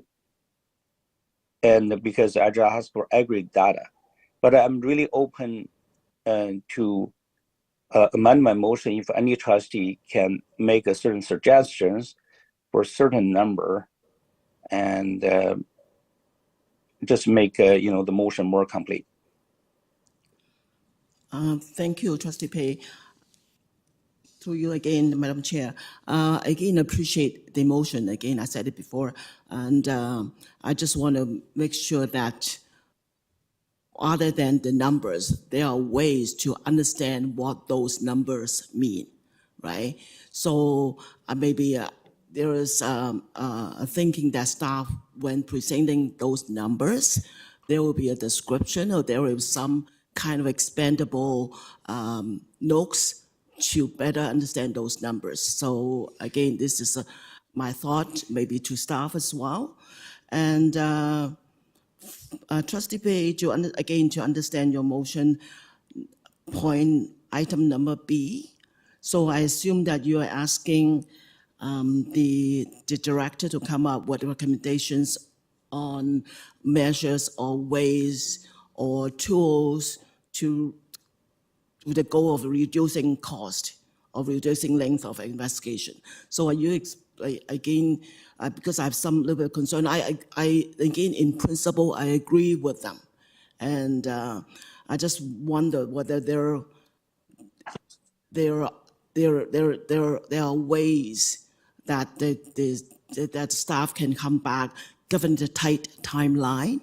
So we're talking about May, you're talking about May 29th, whether you're expecting staff to come back on May 29th, which is a month from now, in terms of ways to get to the point of reducing the cost, or just recommendations you're looking for. My apologies, your time has run out. We can add you back to the list. And Trustee Pei, is there anything you want to say in response? I really appreciate, Trustee Wong asked, such critical questions. I'm certainly open, to Trustee Wong, whether she would recommend maybe a later date. Certainly Trustee Wong has been on the board, for so many years, is a senior member. I have a lot of, respect to her. So I open to her opinion regarding the proper date. Thank you, Madam Chair. Thank you, Trustee Wong. We can add you back to the list if you had any further questions. Trustee Dawson, please go ahead. You're followed by Trustee Earhart, and then we're going to start round 2 with Trustee Chernos-Lin and Trustee Wong. Thank you so much, through the chair. First of all, I want to thank Trustee Pei and Hastings for this motion. I very much appreciate the spirit of the motion. However, I do share the concerns, particularly around what Trustee Arts was saying with, and Trustee Wong, that the data is one thing, but really it's how we disaggregate it to tell a story that is what would really resonate with the public. And, we definitely don't want to wade into territory where we're just providing raw numbers that could lead to, confusion and public perception. So I just want to be absolutely clear with respect to Part A. I guess my question to staff is, I know there are some concerns around the motion, but with respect to Part A, what data do we collect that could be disaggregated at this point? Like, do we collect race-based data based on leaves? Do we collect the information on type of leave? What do we collect currently? And how could that be packaged to the public, if at all? Through the chair. Through the chair. The number of staff on a home assignment, that's something that we can collect. However, when you start, as I mentioned earlier, because of our changes in practices, the number of people actually placed on home assignment, which we actually call directed leave, is really small. So when you take a look at number 3 under A, and it requires, or sorry, not that one. There's another one based on employment status, in the body of section A. Who are teachers? Who are principals? Who are supervisory officers? Those are the 3 categories. When the number's already small, it will be very easy to put 2 and 2 together and identify the individuals. So I recognize that the trustees may not realize the huge privacy concerns we have, but from a legal perspective, there are very serious concerns, also with concerns if there's a investigation that's ongoing. In any event, we have in our previous private session talked about things like, what are we doing to try to improve our investigations? How do we do it faster? What are some measures that we can do better to limit the amount of time on home assignment? So that's something we did talk about in that session, that we were planning anyways to continue to do an update at a reasonable time.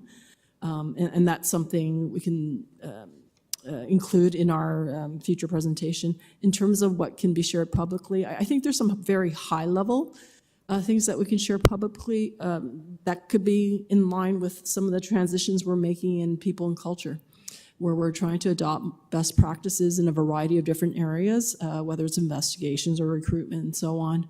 And so, I can imagine one of the things that we can report on is we've changed our practice. We implemented a new interim measures procedure. We continue to have discussions with our association union partners on changes. Here are some highlights of some of the things we do that's an alternative to home assignment. Those high-level things, I think, would paint a more useful picture, I believe, to trustees, of course, to our staff, and to our public, to show that we are, in fact, doing something about this, a very serious problem. So I want to assure you that it's not something that we don't want to look at. We try to look at where we have the data, the challenges, what we can share with the public. But I think this interim measure, some of our changes of practices on a very high level, is something that we can certainly, as staff, consider in future reporting. Thank you. Thank you. I really appreciate that answer. It's very helpful. And, I would just say, like, while I agree that maybe Part A as is doesn't lead to privacy concerns, I wonder, my question to the movers is, what insights do you hope to glean from these raw numbers? What are you hoping to tell the public by the collection of these numbers, given all of the additional information that was just provided by staff? Through the chair. To the movers. Through the chair, I thank you, Trustee Dawson, for asking such a critical question. I think, first of all, like I mentioned in my opening speech, according to OPC report, our principals been put on home assignment for average 8 months, where the provincial average was 3.7 months. We're virtually 100% more than the provincial average. So that's why I want to understand what's the total number of the home assignment we put on this. That will give us a great picture how much money we have to do to support the lengthy home assignment and the investigation, especially considering we use a lot of external firms to do those investigations. We're at the budget season, we're on crunch on budget. We have $26.8 million deficit. I want to understand how much money we can save by making our investigation more efficiently, by making sure those innocent teacher or staff, they can be put back to work in an efficient fashion, put less stress on their mental health. That is the motion about. I'm asking basically a legal opinion. What data we can put on this report? I'm asking for legal opinion. I do not agree with the staff through Amendment Chair. The staff saying the number 3 in the Part A is a sensitive questions because a small number. Okay, what about number 2 and number 1 and 2? Regarding the average number of professional staff placed on home assignment, of the number at the current status. I just understand that. How many people put on leave?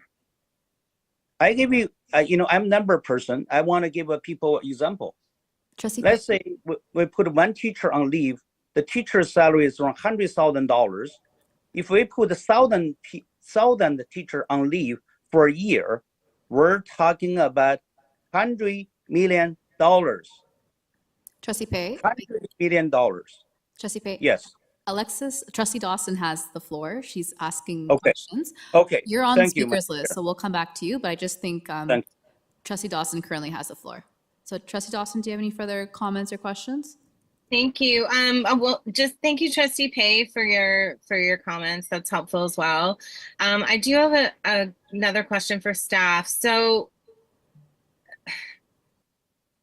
we're a big school board, and like Associate Director Pond mentioned, we've got, somewhere in the range of 40 to 50,000 staff at any given point. And so as a percent to population, what are our number of leaves compared to other school boards in Ontario?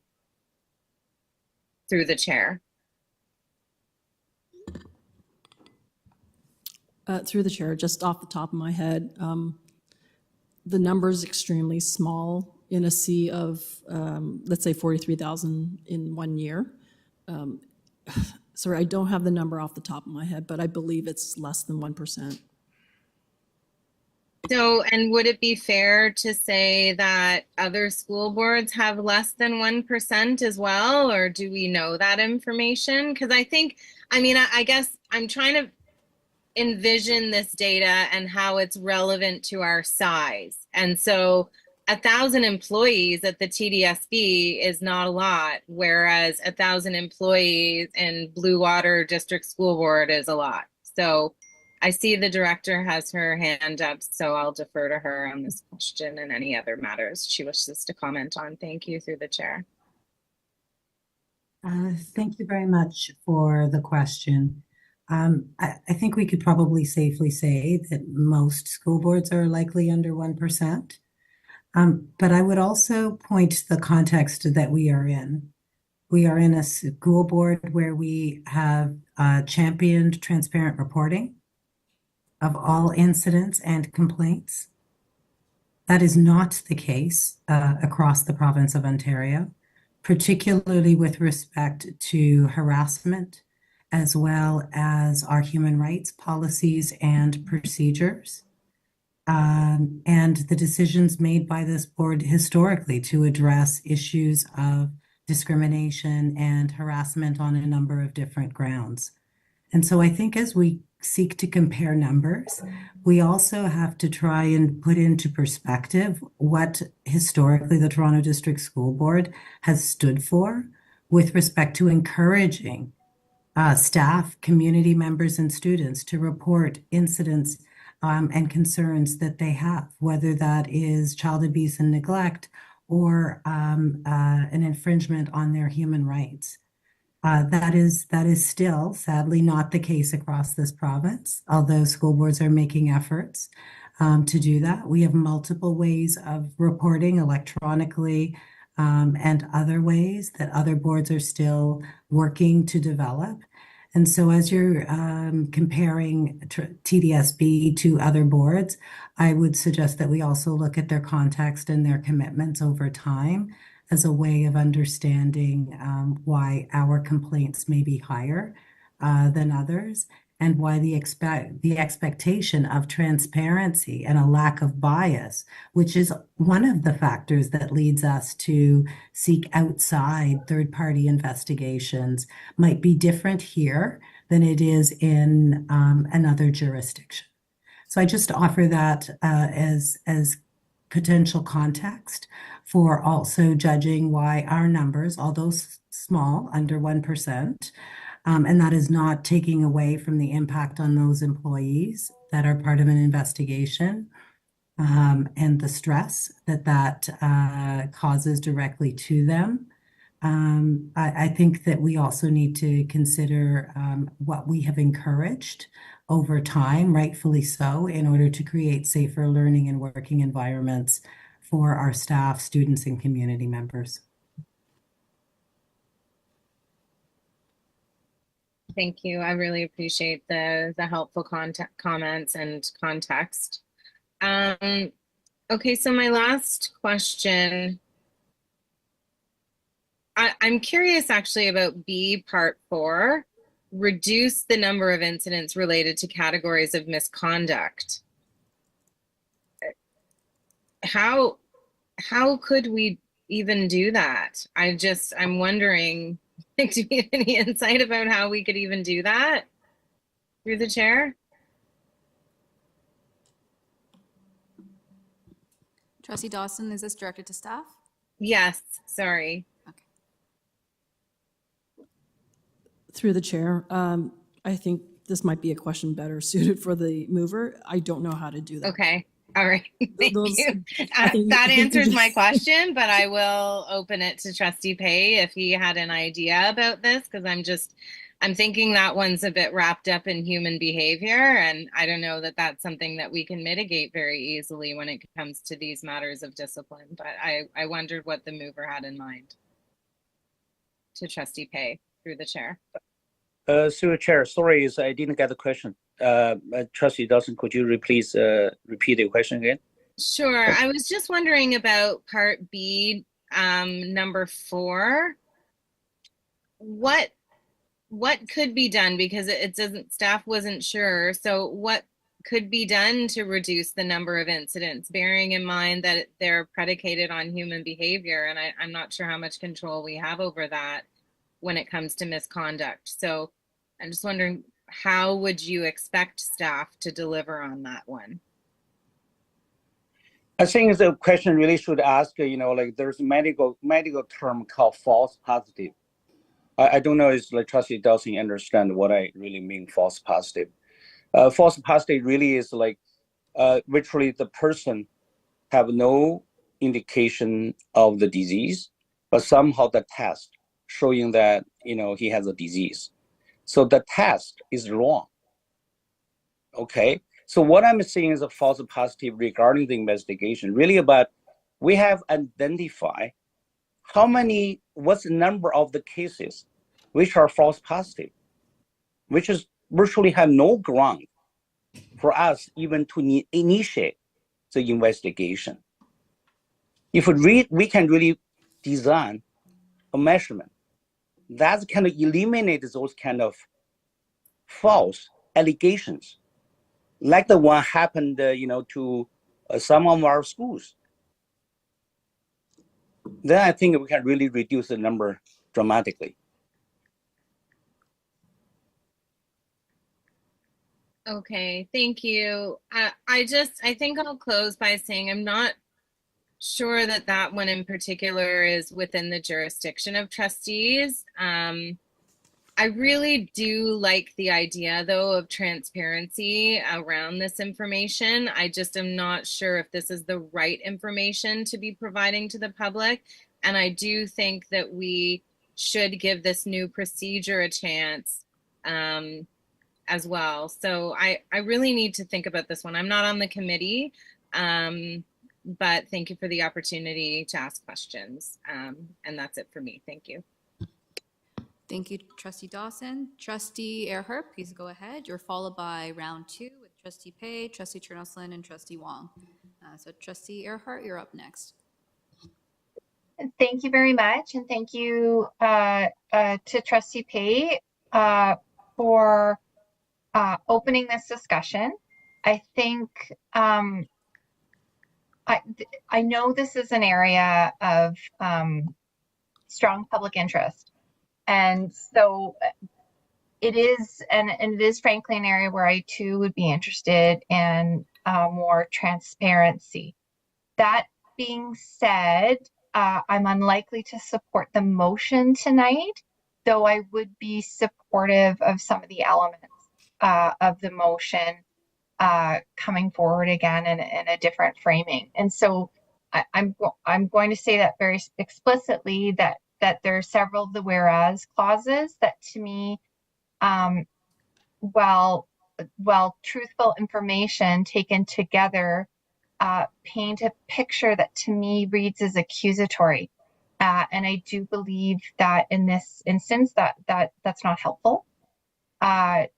I also, there's elements of the motion that I don't think would be appropriate to go to GPC, but could be referred to FF, particularly around transparency on fees paid. And just in terms of the discussion we've had around false positives, I really want to, even though I too have an interest in reducing the length of investigations where it would not enhance system risk to do so. I am very concerned about the opposite of false positive, false negatives. And that's in terms of what our system is about, which is child welfare and well-being. And so I do find myself wondering more about instances that are unreported within our system, and hearing how small a percentage of space this is, even though there is great public interest. I would say that as a trustee, in terms of my obligations, my more significant interest is in the other side of the false negatives and ensuring child well-being and welfare in our system. So I'll put that out for commentary, but I am interested in transparency in this area and in furthering the discussion. And so thank you very much. I don't really have any questions, although if there are any members of the committee that would like to move amendments, I am open to working with people on amendments. I just feel in this area, it would be very important to get staff comment.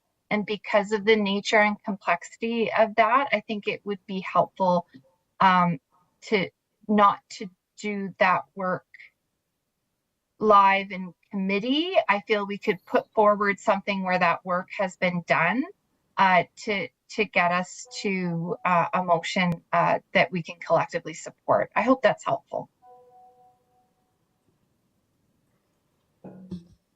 Thank you, Trustee Earhart. Were you looking for staff's comments on it right now?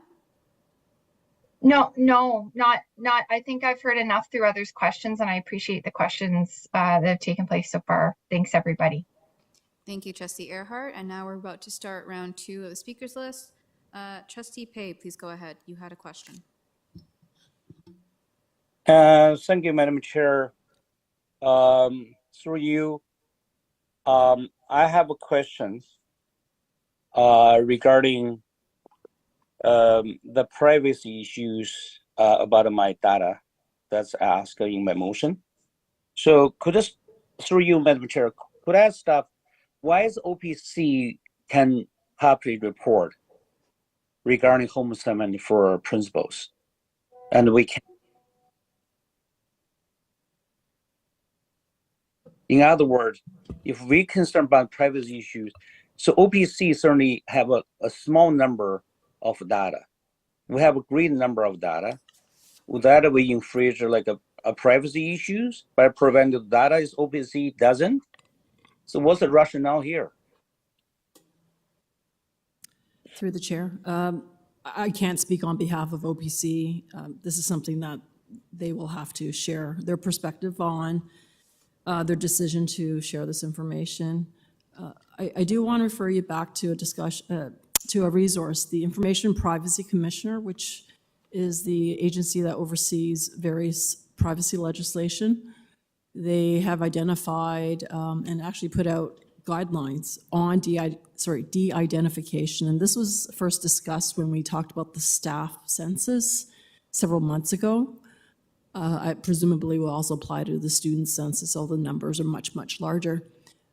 This is a real issue when statistical or research information, if the numbers are too small, can result in inadvertently identifying individuals.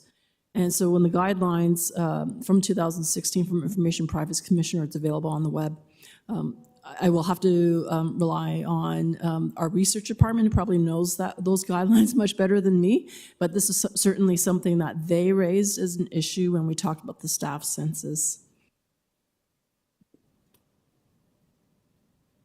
So, through Madam Chair, I mean, my motion is basically ask for a legal opinion for, about this motion. So anything wrong with this? I mean, from, staff point of view, I'm just asking for legal opinion, what data can be provided? With respect, I think your motion's a lot more than requesting a legal opinion. I've provided information to you on what the Information Privacy Commissioner has set out for organizations that are subject to FIPA or MFIPA, like TDSB, and what our responsibilities are and good practices when it comes to sharing of data and inadvertent disclosure. Anyways, I just wanted to make sure that you're aware of those guidelines. Thank you. Through you, Madam Chair, I still don't understand what aggregated data really infringe on the privacy issues. We're just talking numbers. We're not talking about a particular person. I mean, how the data can show any indication to who is under investigation. Through you, can I ask the staff explain to me how the aggregate data really infringe on privacy? How the aggregated data really show who's under investigation? I just don't understand. Through the chair, sure, I'll repeat it. When you've requested or any report is generated where there is subcategories, so for example, you've asked for data on teachers, principals, and then superintendents who are placed on home assignment. So you're de-aggregating the aggregate data. And so when those numbers fall below a certain threshold, and I believe the threshold's 10 individuals, that is the point in which the IPC guidelines, and again, I defer to the research experts, but that's where the guidelines say when it goes below 10 in particular, there's a high risk of a significant privacy impact on those who are the subject of the data. And so we've shared that before with respect to our staff census. I would recommend taking a look at the IPC guidelines. I think that will explain it a lot better than me. Thank you. Through Madam Chair, what if I don't ask for supervisor officers? Would the staff support only provide the number for teachers and principals? Through the chair, again, because I don't have the numbers off the top of my head, it is possible that the numbers will still fall below 10. If you, Through your chair, actually, I do have the number for principal is 11. I asked the question last time. so that information was actually shared in private session, Trustee Pay. And this is a public session. Okay, my apology.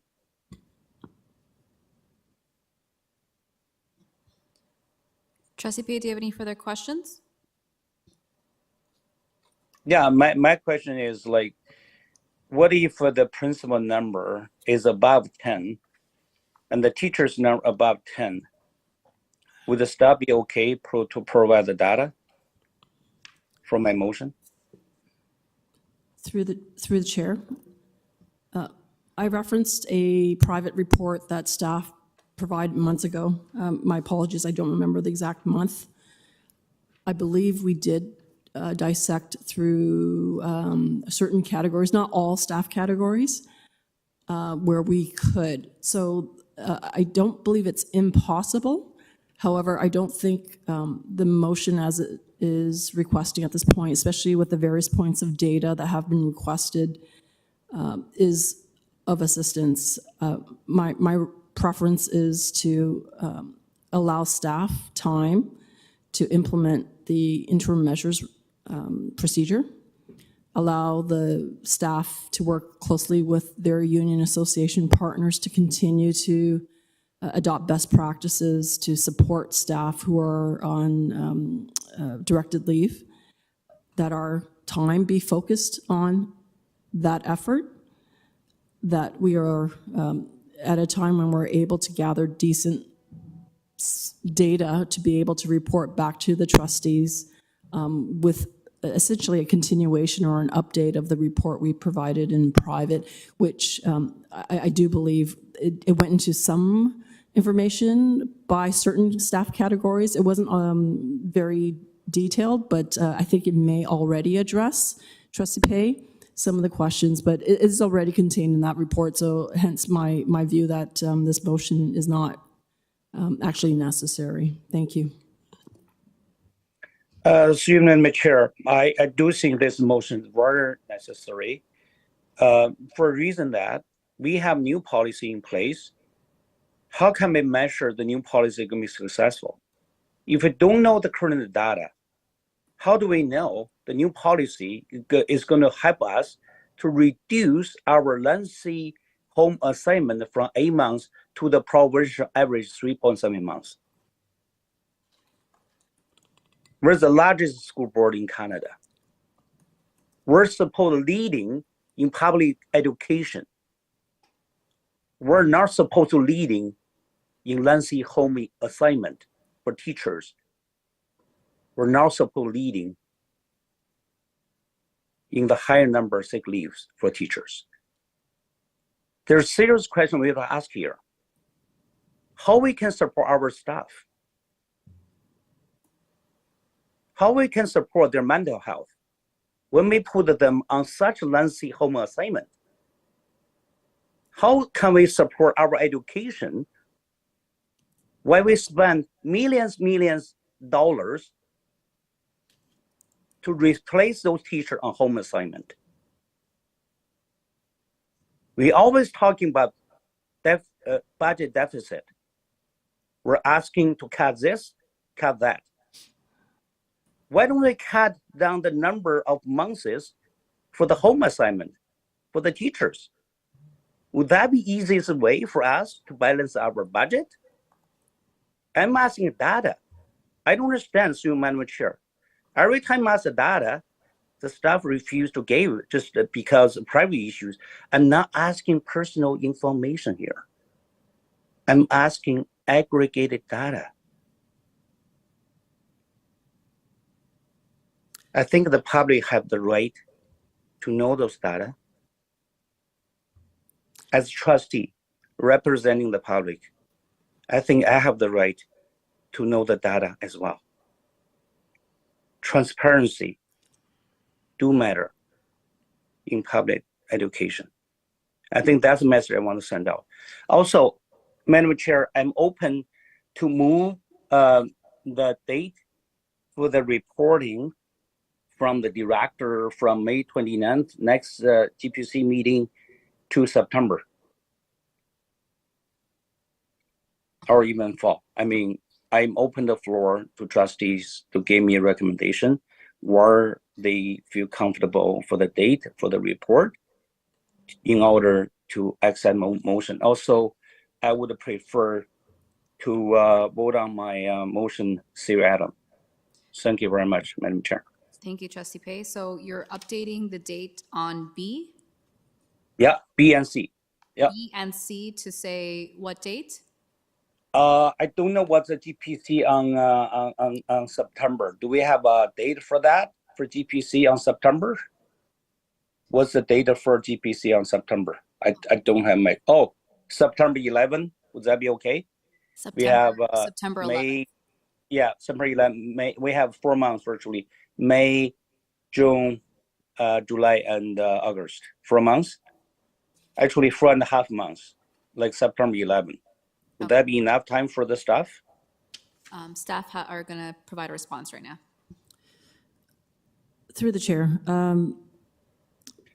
we are sharing the new interim measures procedure today. You've thought about a timeline, shifting timeline, which I appreciate. However, September is still too early. July and August, schools are not in session for the most part. So I'm not sure if data covering summer will be reliable. Also, staff will have to take some time off as well. If there is a need for, as I have mentioned earlier, staff already has reported on this. I would ask for a lot more time to see the impact of our changes to practices and the implementation of the interim measures procedure. I do believe September's way too early because it will require preparation of the report at least 2 months in advance, and that goes into the summertime. So, Madam Chair, what about the fall? I don't say give a particular date. I say the fall. We can go October 16th. That's next UBC, or we can go maybe November. Through the chair, if I can maybe recommend to trustees, because we don't disagree with the need to inform trustees of high-level information, albeit it really should be in private and in enough time for us to be able to do some analysis with some meaningful information. I would request that if there is an element or elements of the motion that you wish to pursue, that it be referred back to staff to consider as part of their next report and provide a timeline. I do think, again, the fall, which sounds like up until maybe December, is slightly premature.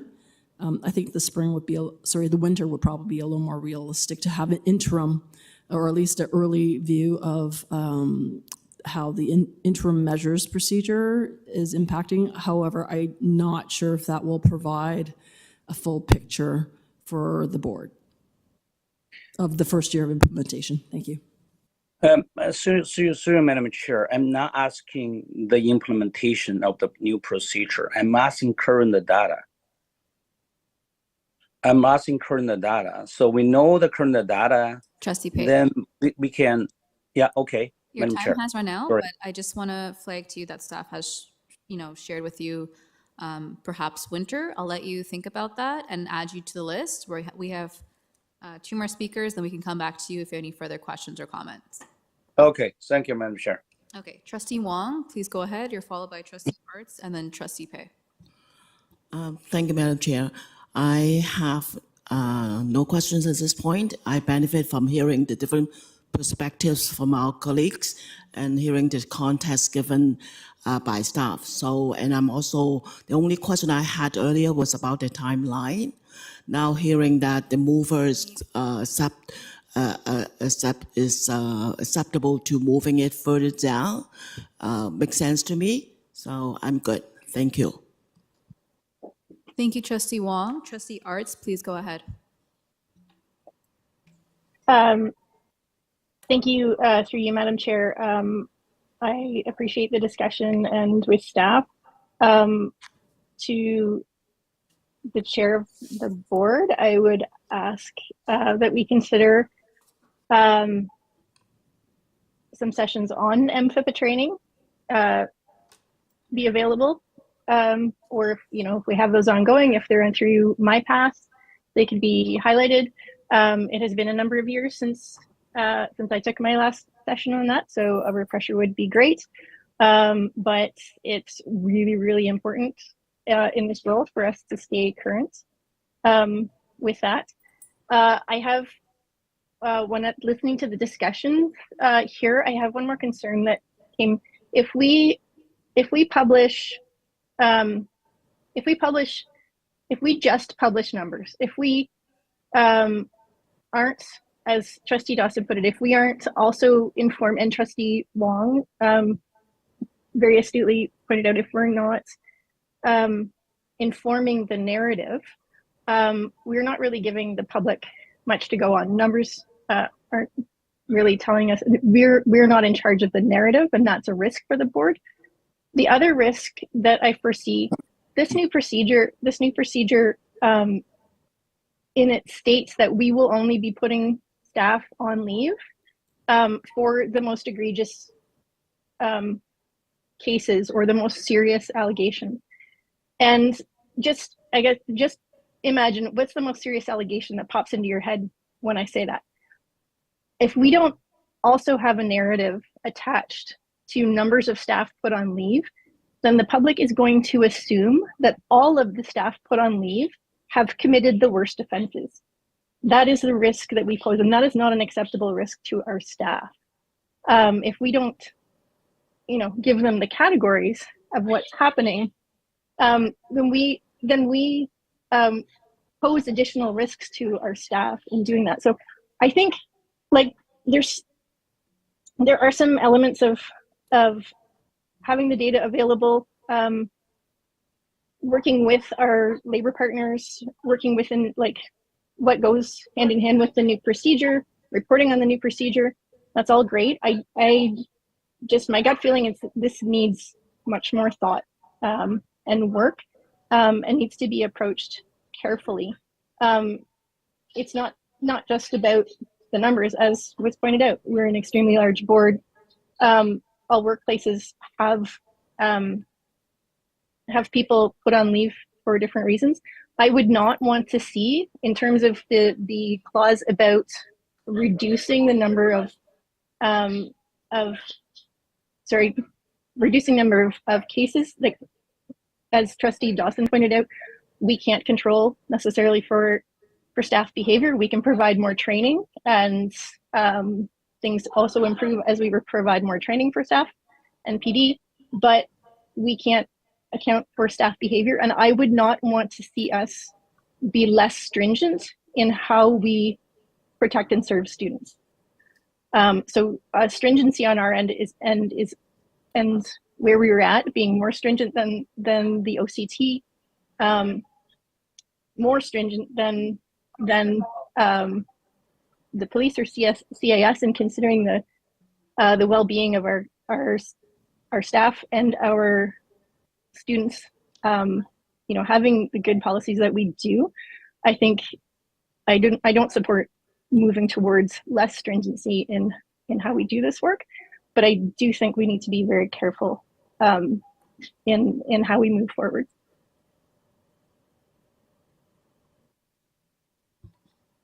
Thank you, Trustee Arts. Up next, we have back to Trustee Pei. Please go ahead. Through you, Madam Chair, I do appreciate is my colleague, Trustee Wong, Trustee Arts, concern regarding the detail, the context of the report. May I add a motion amendment that is the TDSB published data is including the nature of investigation related to the the home relate to the staff placed on home assignment. Trustee Pei, are you able to type your amendment in the comments so staff can see what you meant? And which part specifically? Is parts regarding the data, so for part A, number 1, the number of TDSB professional staff placed on home assignment. I want to add the number of TDSB professional staff placed on a home assignment, including nature of investigation.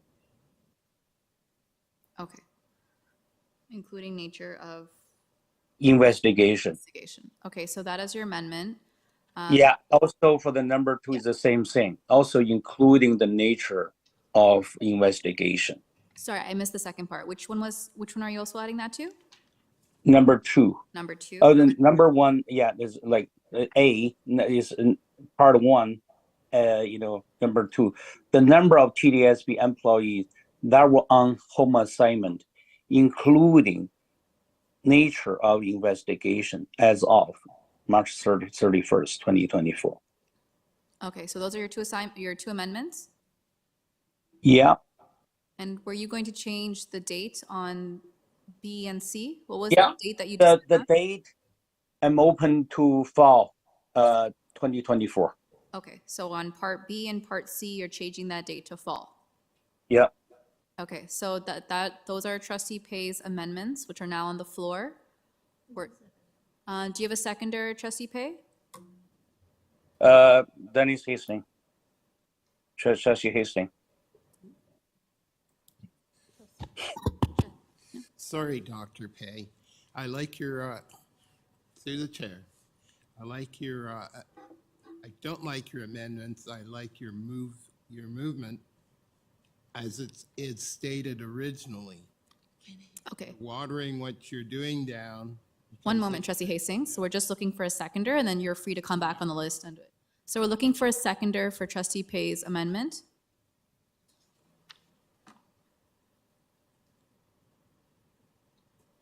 Trustee Wong? Okay, and now Trustee Pei's amendment is on the floor. We'll update what's on your screen in a bit, and now the speakers list is open. Are there any speakers who wish to speak on the amendment? Trustee Wong, as a seconder, would you want to speak? Did you want to speak? I'm okay. I would like to hear if there are any other comments. Thank you. Yes, I am here. Okay, and then Trustee Chernoslin, was your comment for the main motion or the amendment?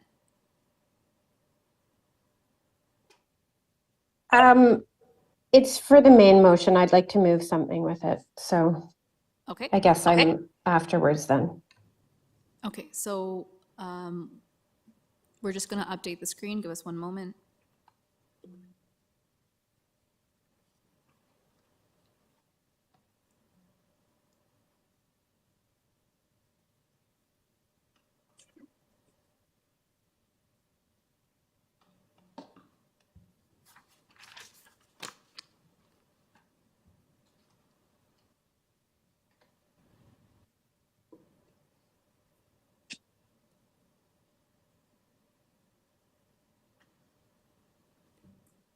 Trustee Hastings, do you want to mention your comments now that, since it pertains to the amendment? Thank you, Madam Chair. I can't agree with the amendments because it now specifies specific incidents which has already been stated that it's not going to be answered, it's not going to be supported, it's not going to be, you're not going to have this information delivered to this body, so no. Thank you. Thank you, Trustee Hastings. And the amendment is now on your screen. Trustee Earhart, please go ahead.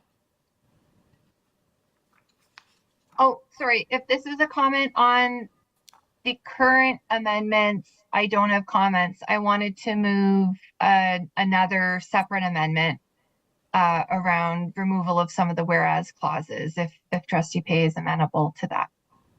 Okay, so since this amendment is on the floor, we're going to now open the vote on the amendment, seeing no further comments or questions by a show of hands. So trustees, please let us know whether you're in support of the amendment. Aye. Trustee Wong. Trustee Pei in favor. Trustees Just Pei, gonna Shan, Raja in favor. Suskanaraja, Wong, Shan in favor. Trustee Hastings, Trustee Earhart, Nunziata in favor. Trustee Hastings is opposed.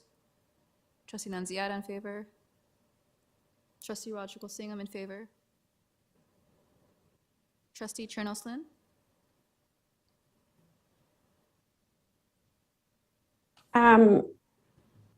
In favor Okay. of the amendment. Okay.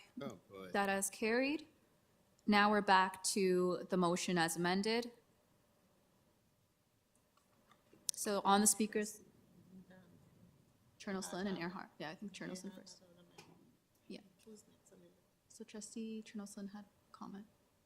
So, I'm going to through the chair, I'd like to let Trustee Earhart go first, and she may be able to do all of it, so we'll see. okay, Trustee Earhart, please go ahead.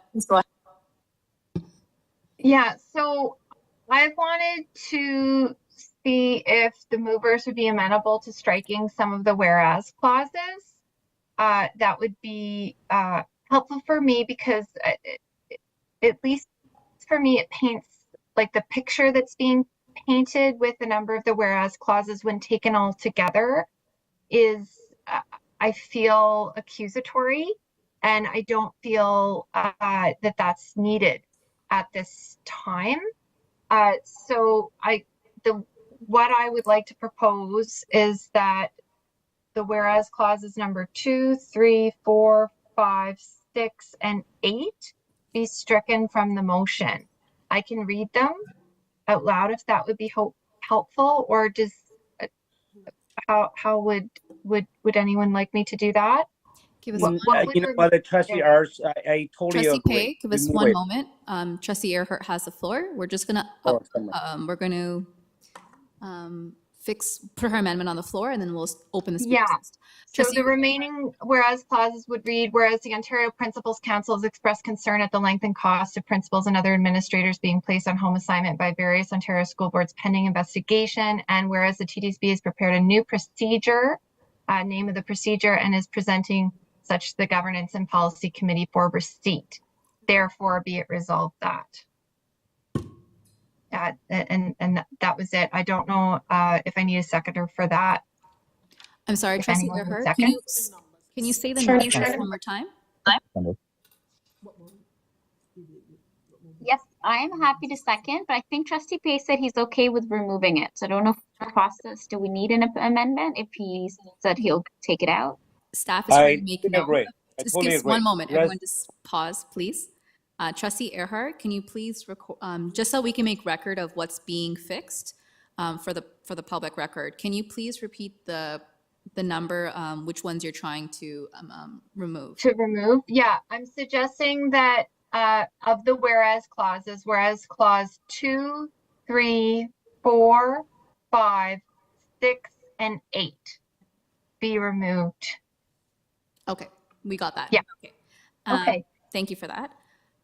And then as a separate item, I wanted to see if we could refer to staff, refer back to staff the report. If we go back to the therefore be it resolved page on the screen, to the interim update on the implementation, if that could, so that would be the second report. Can we refer that to staff for consideration for what could be shared publicly as appropriate? Or sorry, I believe that would be the first report, report A, to refer back to staff to consider what can be reported on as appropriate. And then element C, I believe that that matter should be referred to FBEC for consideration. Trustee Erhard? Yeah? We're just going to call a recess. You're the mover. Do you have a seconder for your amendment? Not at this time. Is there anyone on the committee that would be open to seconding? Sorry, this is for referral? No, this is for Yeah. her amendment. Because I think there's two amendments. There's one for the whereas clauses and then one for referral.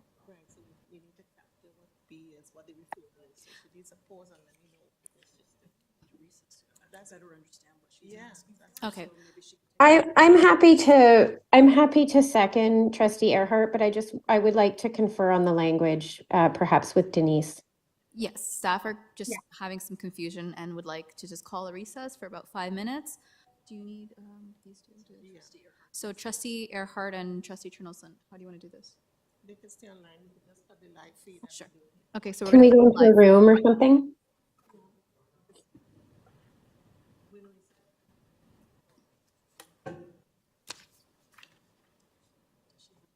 Okay, we're in recess now. It's a really long motion.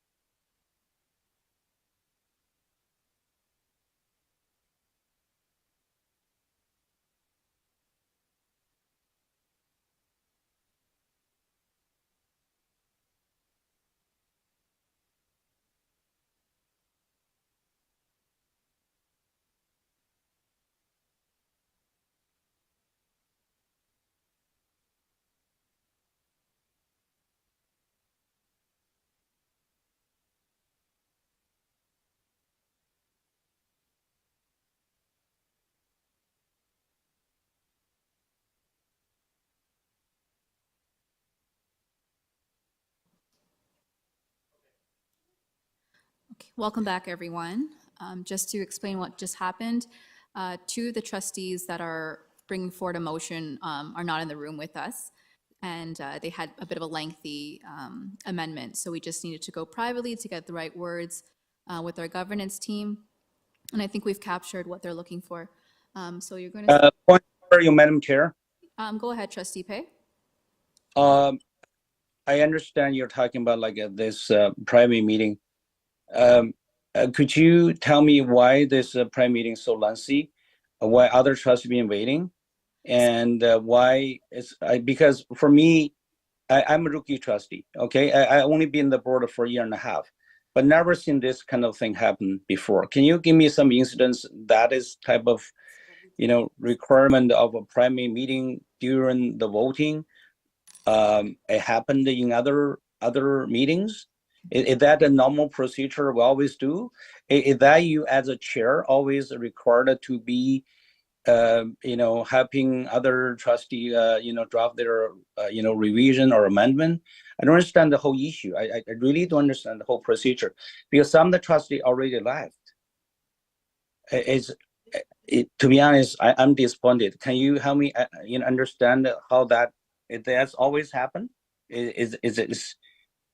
So in the future I can do the same thing.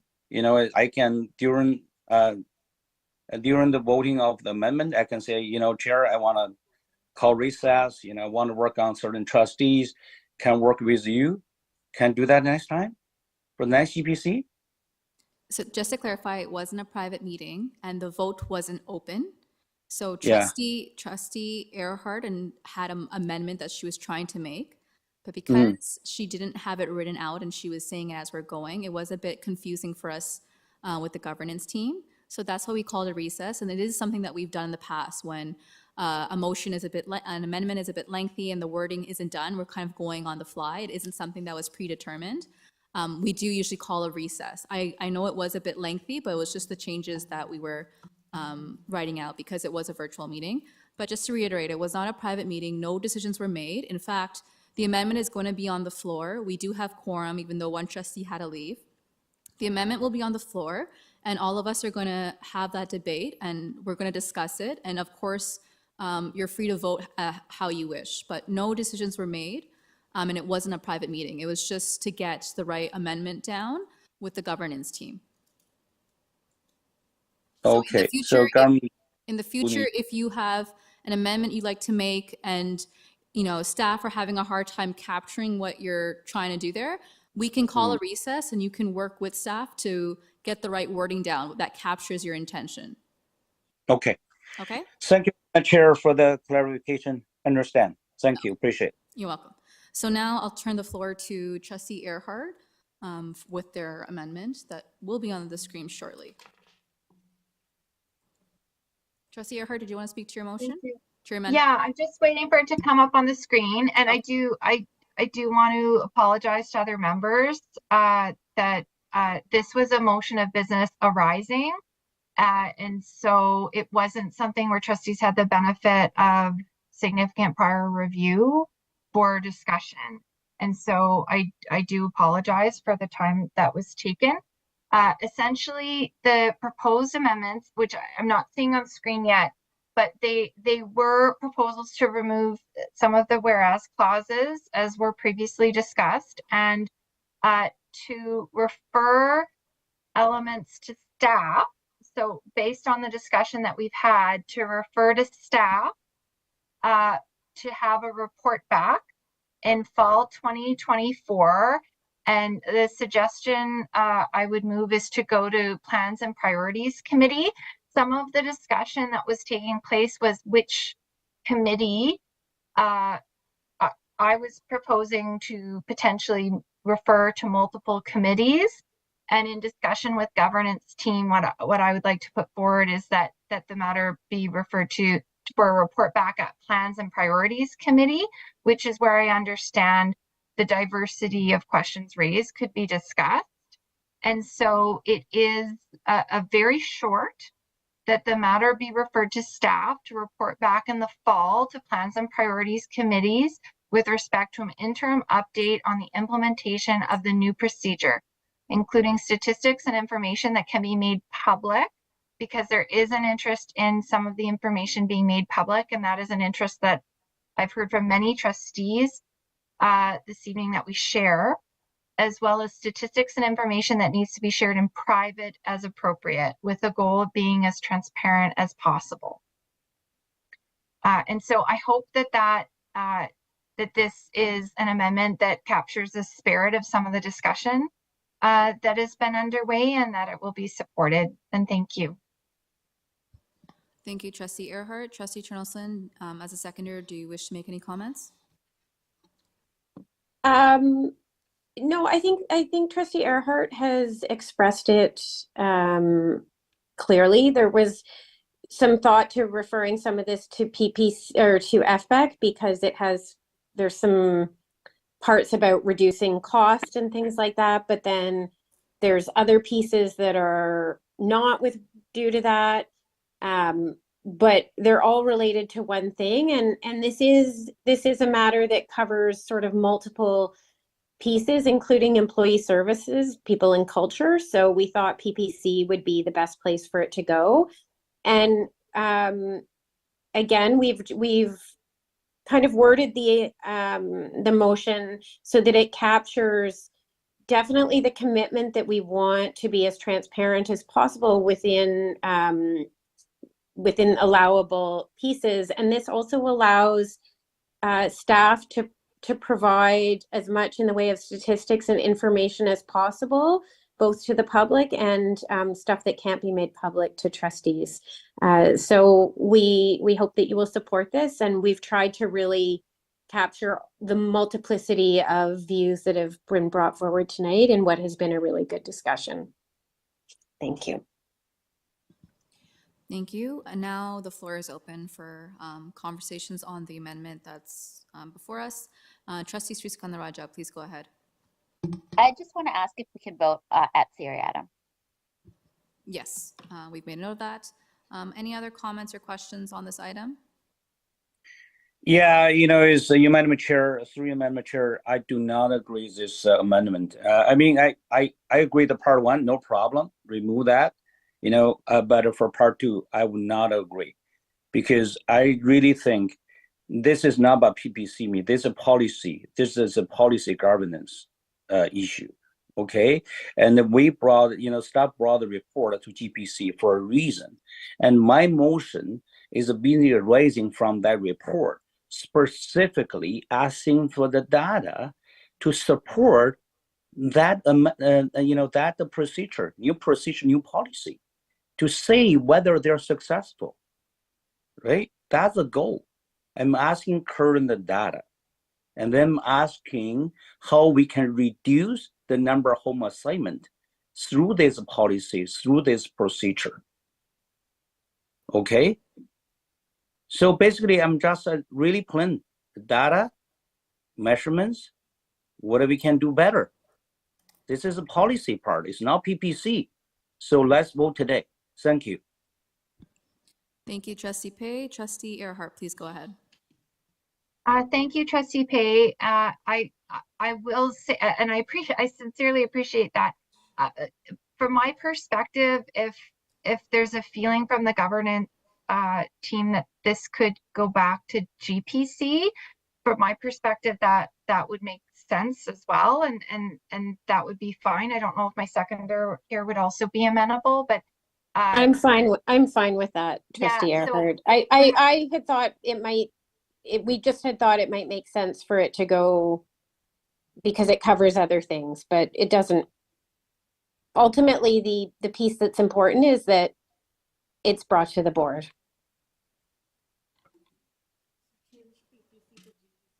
Yeah, so perhaps we could change the first P to a G for the vote. We're making that change right now. So the amendment is being further amended to say back in the fall to GPC. And I hope that's helpful, and thank you for flagging that. Okay, and are there any comments or questions on the amendment that's been amended? Seeing none, Trustee Shan, please go ahead. Sorry. Thank Thank you, Madam Chair, through you. I support the first part. Obviously, I'm actually not too even sure why we have a way in which the various clauses continue to be part of the record. And a lot of the time they're problematic. And I am looking for the same kind of data in some ways, maybe not for the same reason Trustee Pay is asking for as he has articulated. I'm not assuming his motive because he's actually articulated why he thinks this data is important. I'm actually also hoping to have more data on this because, obviously knowing what type of issues are happening in the leadership of our school, there is a lot of community members that are hurt by incidents of racism, discrimination, homophobia, and sexism and so on. And so knowing a little bit more about what the consequences are, how long it is taking, and how can we get to those stages are critical information. So I don't quite see the difference in number 2 right now. If Trustee Pay is also asking for a report back in fall, he's also asking for GPC. He's also saying in his motion that whatever is legally possible, whatever is respectful of confidentiality, the motion just listed a whole bunch of stuff, but says that whatever out of these are possible to be shared within that context is what we would like it to be included. So I'm not quite sure what the second amendment is trying to do when other than the fact that it is a bit of a referral to staff, which is still possible, because if Trustee Pay's motion passes and if the director is reporting back in the fall, I'm 100% sure the director is not going to be reporting out data that is going to compromise privacy, compromise human rights consideration of people who are impacted. We are only going to hear the parts that could be shared. The parts that couldn't be shared could either be part of private or even not be included as an operational item that doesn't need to come to the level we need at the thing. So I think this is a big enough an issue. I know our number of staff on home assignments. I actually, there might be cases I want people back in school quickly. There might be instances I actually don't want somebody in school that quickly based on what they did. So it is not a clear cut this or that. I think we have to commit to a bit more open data process as a board to figure out ways in which the community and the question about narratives and that is, we need to have narratives and we also need to have data. We need to be able to back up our narratives with data, but one cannot be kind of sacrificed for the purpose of the other.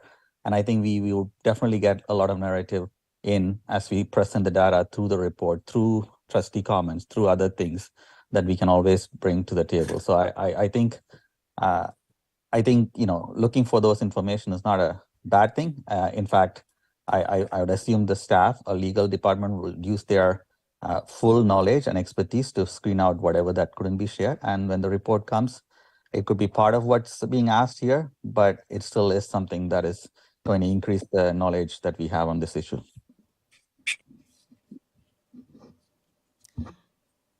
Thank you, Trustee Shan. Trustee Earhart, that was an old comment, right?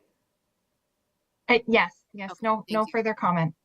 Thank you. Seeing no further comments and questions on this item, we'll open the vote. Sorry, I was just trying to get off mute. Can I just ask staff is it possible to ask staff to respond to Vice Chair Shan if that's if his interpretation is as they understand it? I just want to make sure I understand that essentially that's the same.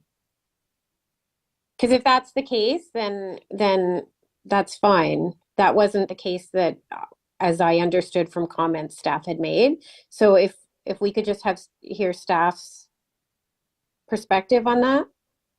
Sure.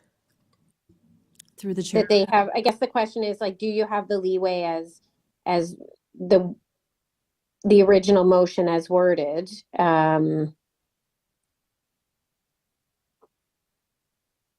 Like not respecting, I guess, yeah, as Vice Chair Shan explained, is that how you understand it as well?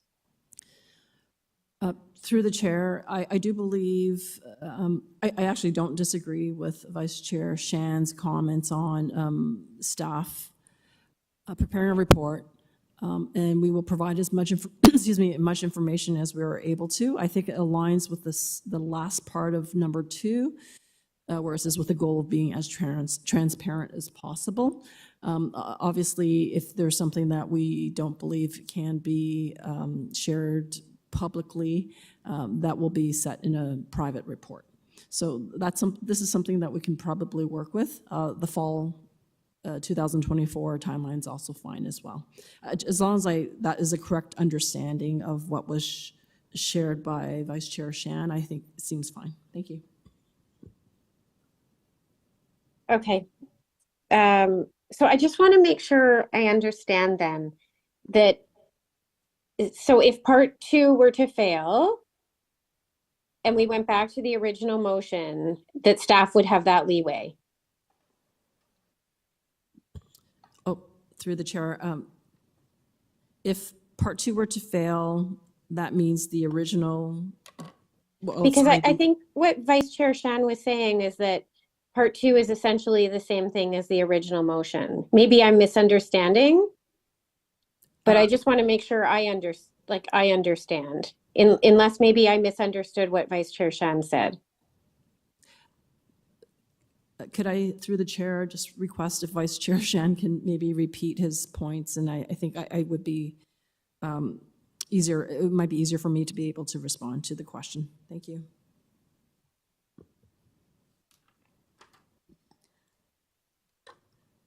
Trustee Shan, are you there?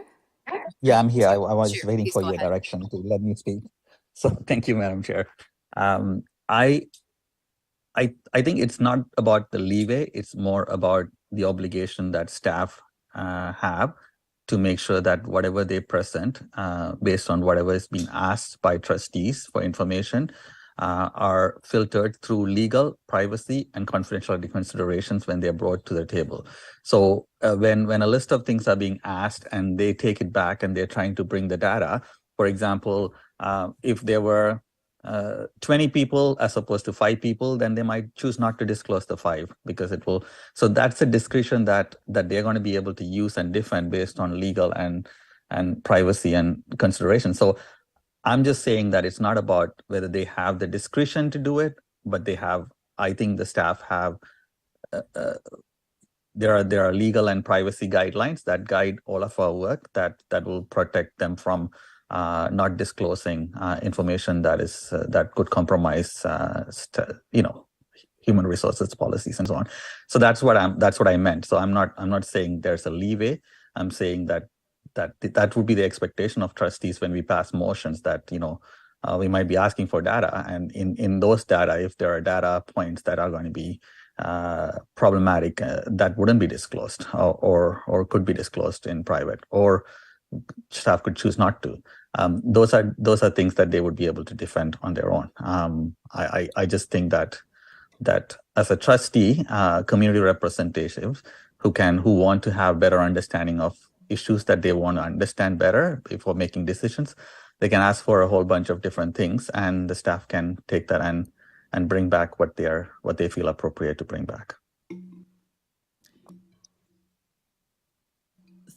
Through the chair. Thank you very much, Vice Chair Shan.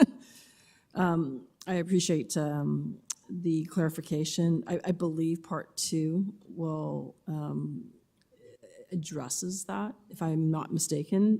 The part that says including statistics and information that can be made public, as well as stats that can be shared in private as appropriate, with the goal of being as transparent as possible.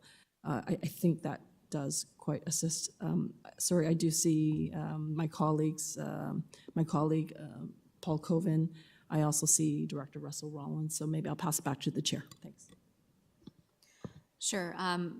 Mr. Colvin and Director, please go ahead. Should we begin with Mr. Colvin, since he had his hand up first, or go to the Director? I will, of course, defer to the Director first. Okay. I just wanted to give you the option of saying that, but okay. Thank you. Thank you very much. Through the chair, from my perspective, in terms of what I heard from Vice Chair Shan, he is correct.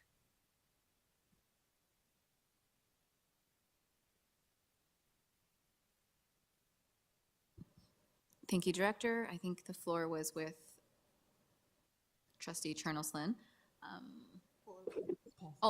Mr. Colvin, did you have any comments you wanted to make? Yes, please, and through the chair.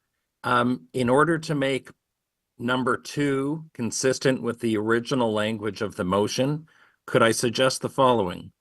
In terms of information that may or may not be able to be shared because of privacy reasons, I would suggest maybe we consider the last line of number 2, which starts with private as appropriate, could in fact read that needs to be shared in private or not shared at all, comma, as appropriate. And that way, if there are privacy concerns under MFIPA, for instance, that does not permit information to be provided, we've allowed for that in the language in this amendment. Thank you. Thank you, Mr. Colvin. So that is the language that's being suggested. Trustee Earhart, as the mover of this amendment. Yeah, I'm happy to add that and move that. And thank you for that, Blake. We want to be consistent with MFIPA and our provincial legislative obligation. Okay, give us a moment as we update. Oh, it's been updated. It's on your screen. Any comments or questions on this amendment? Seeing none, we'll open the vote on. Yes, that's separate. So we're going to vote separately. So we're voting on part 1 first. And is it a vocal oral? Okay.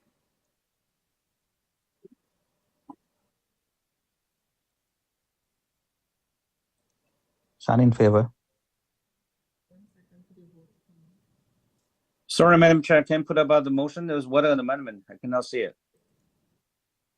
Pardon me, Trustee, Trustee, see the you motion. can't see it? Yeah. Give us one Can we moment. put it back up? We're going to put it back on the screen. Give us one moment. And we have to keep an eye on Nana's vote. Okay. Mana is voting in the chat. She ready? Okay. Denise, did you get Nana's vote? Yeah. Okay. We're just waiting for the vote. We're just waiting for the vote to come up, folks. Sorry, Madam Chair, I cannot even see what we're voting for, by the way. Give us one moment. It'll be right up. It'll be on the screen shortly, Trustee Pei. Thank you. You want to put it We're just having some technical issues. You should be, Ms. Joseph Dowers is going to be putting the first part of what we're voting on in the chat. Oh, all right. It's on the screen.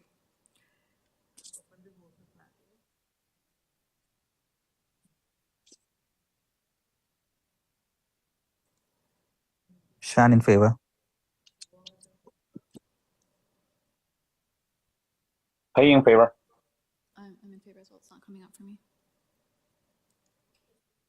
Trustee Hastings and Trustee Nunziata. Trustee Hastings is in favor and Trustee Nunziata. Trustee Nunziata, are you there? Okay, we can mark him as absent then. And that is carried. And now we're going to move on to Part B.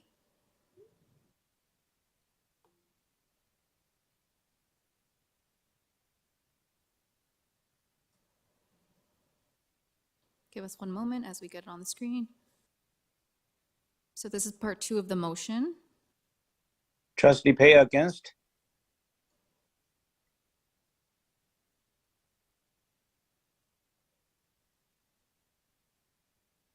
Sean against.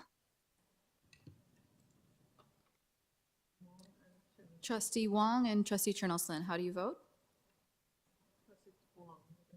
Trustee Wong? She wrote against.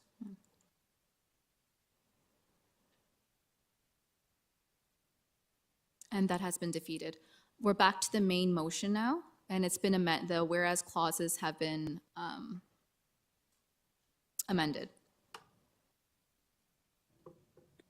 Madam Chair, may I ask to vote Siri Adams? Yes. Thank you. So any further comments or question on the main motion as amended? Seeing none, we'll open the vote.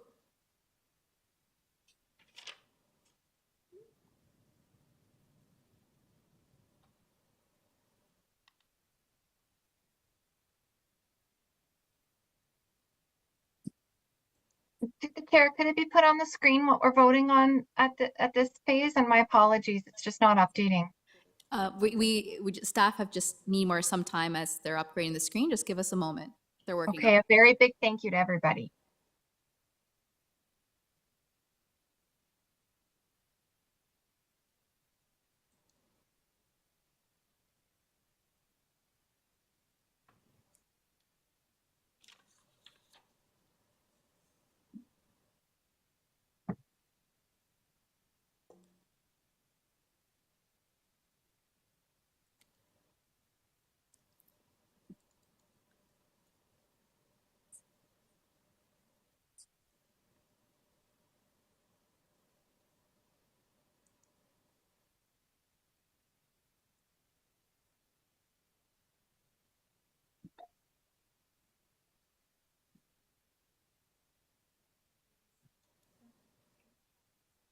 Of course.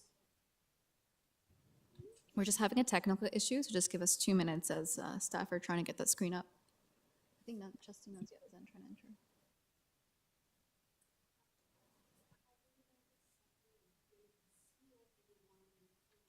enter. I didn't.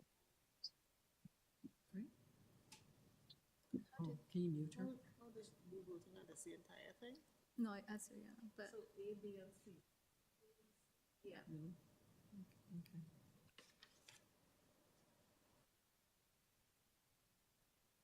Who asked for that, Sariana? Trustee Pay.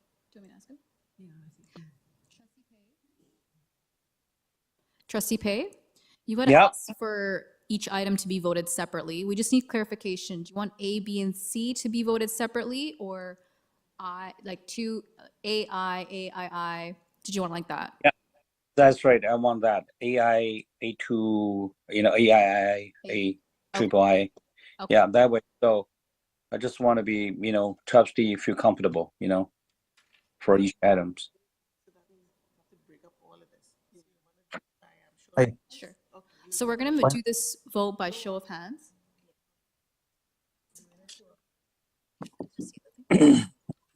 So first we're going to... Could I ask if we're not going to put it on the screen that you read it out, just so that those of us who can't, like, if it's not coming up on eScribe and it's going to be voted by show of hands. Oh, okay, thank you. Oh, thank you, Mandrika. Okay, so it has to be separate?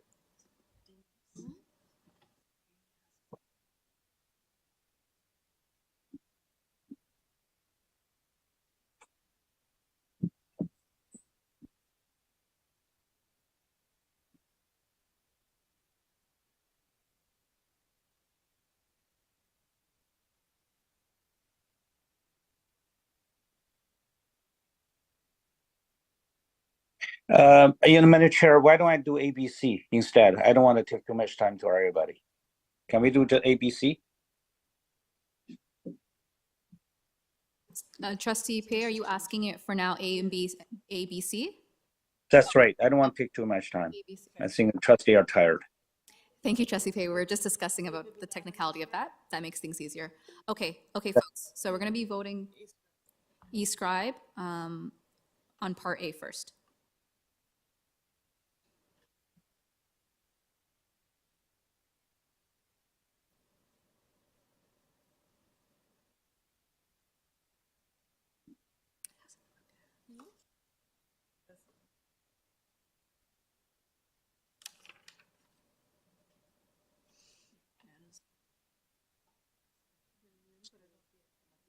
It might be.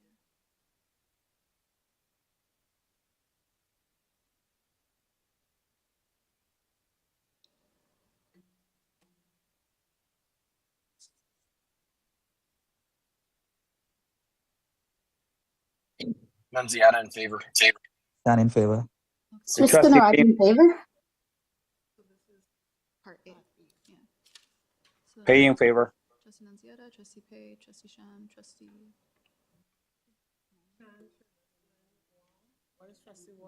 Wong is in favor. Trustee Shan and Trustee Chernoslin, please. In favor.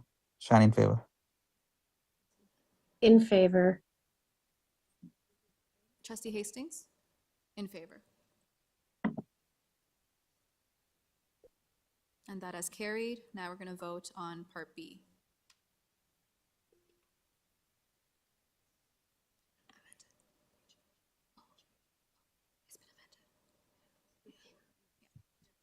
Yeah. It was when we just showed the big one.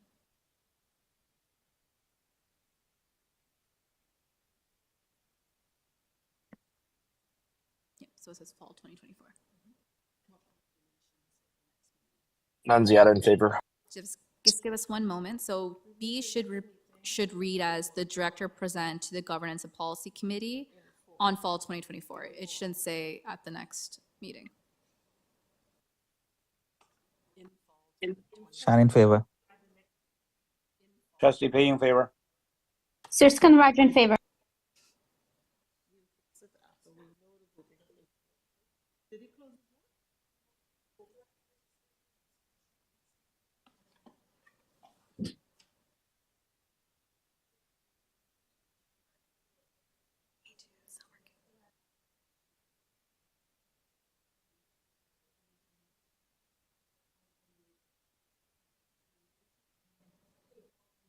We're just editing Part B to have the correct wording, and then we're going to vote on it.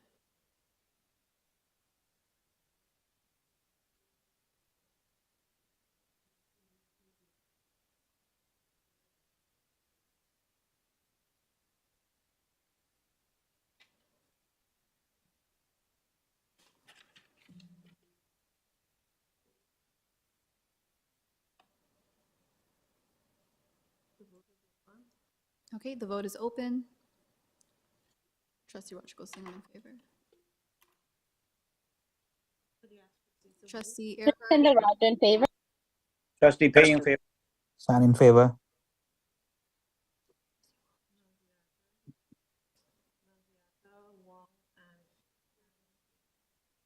Trustee Wong and Trustee Nunziata, how do you vote? Yeah, in favor, yeah. And Trustee Nunziata. Nunziata in favor. Thank you. And finally, Part C.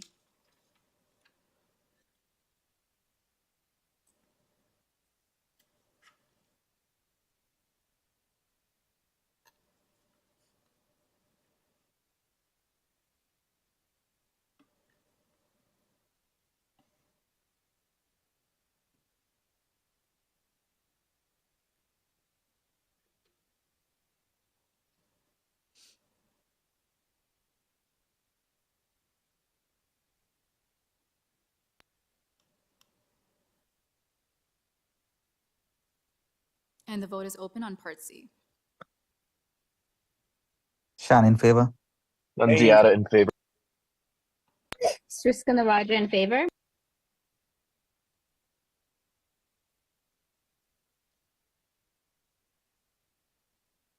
Trustee Hastings, Trustee Nunziata, Trustee Pei. Trustee Pay in favor. Trustee Earhart. Not in Nunziata favor. in favor.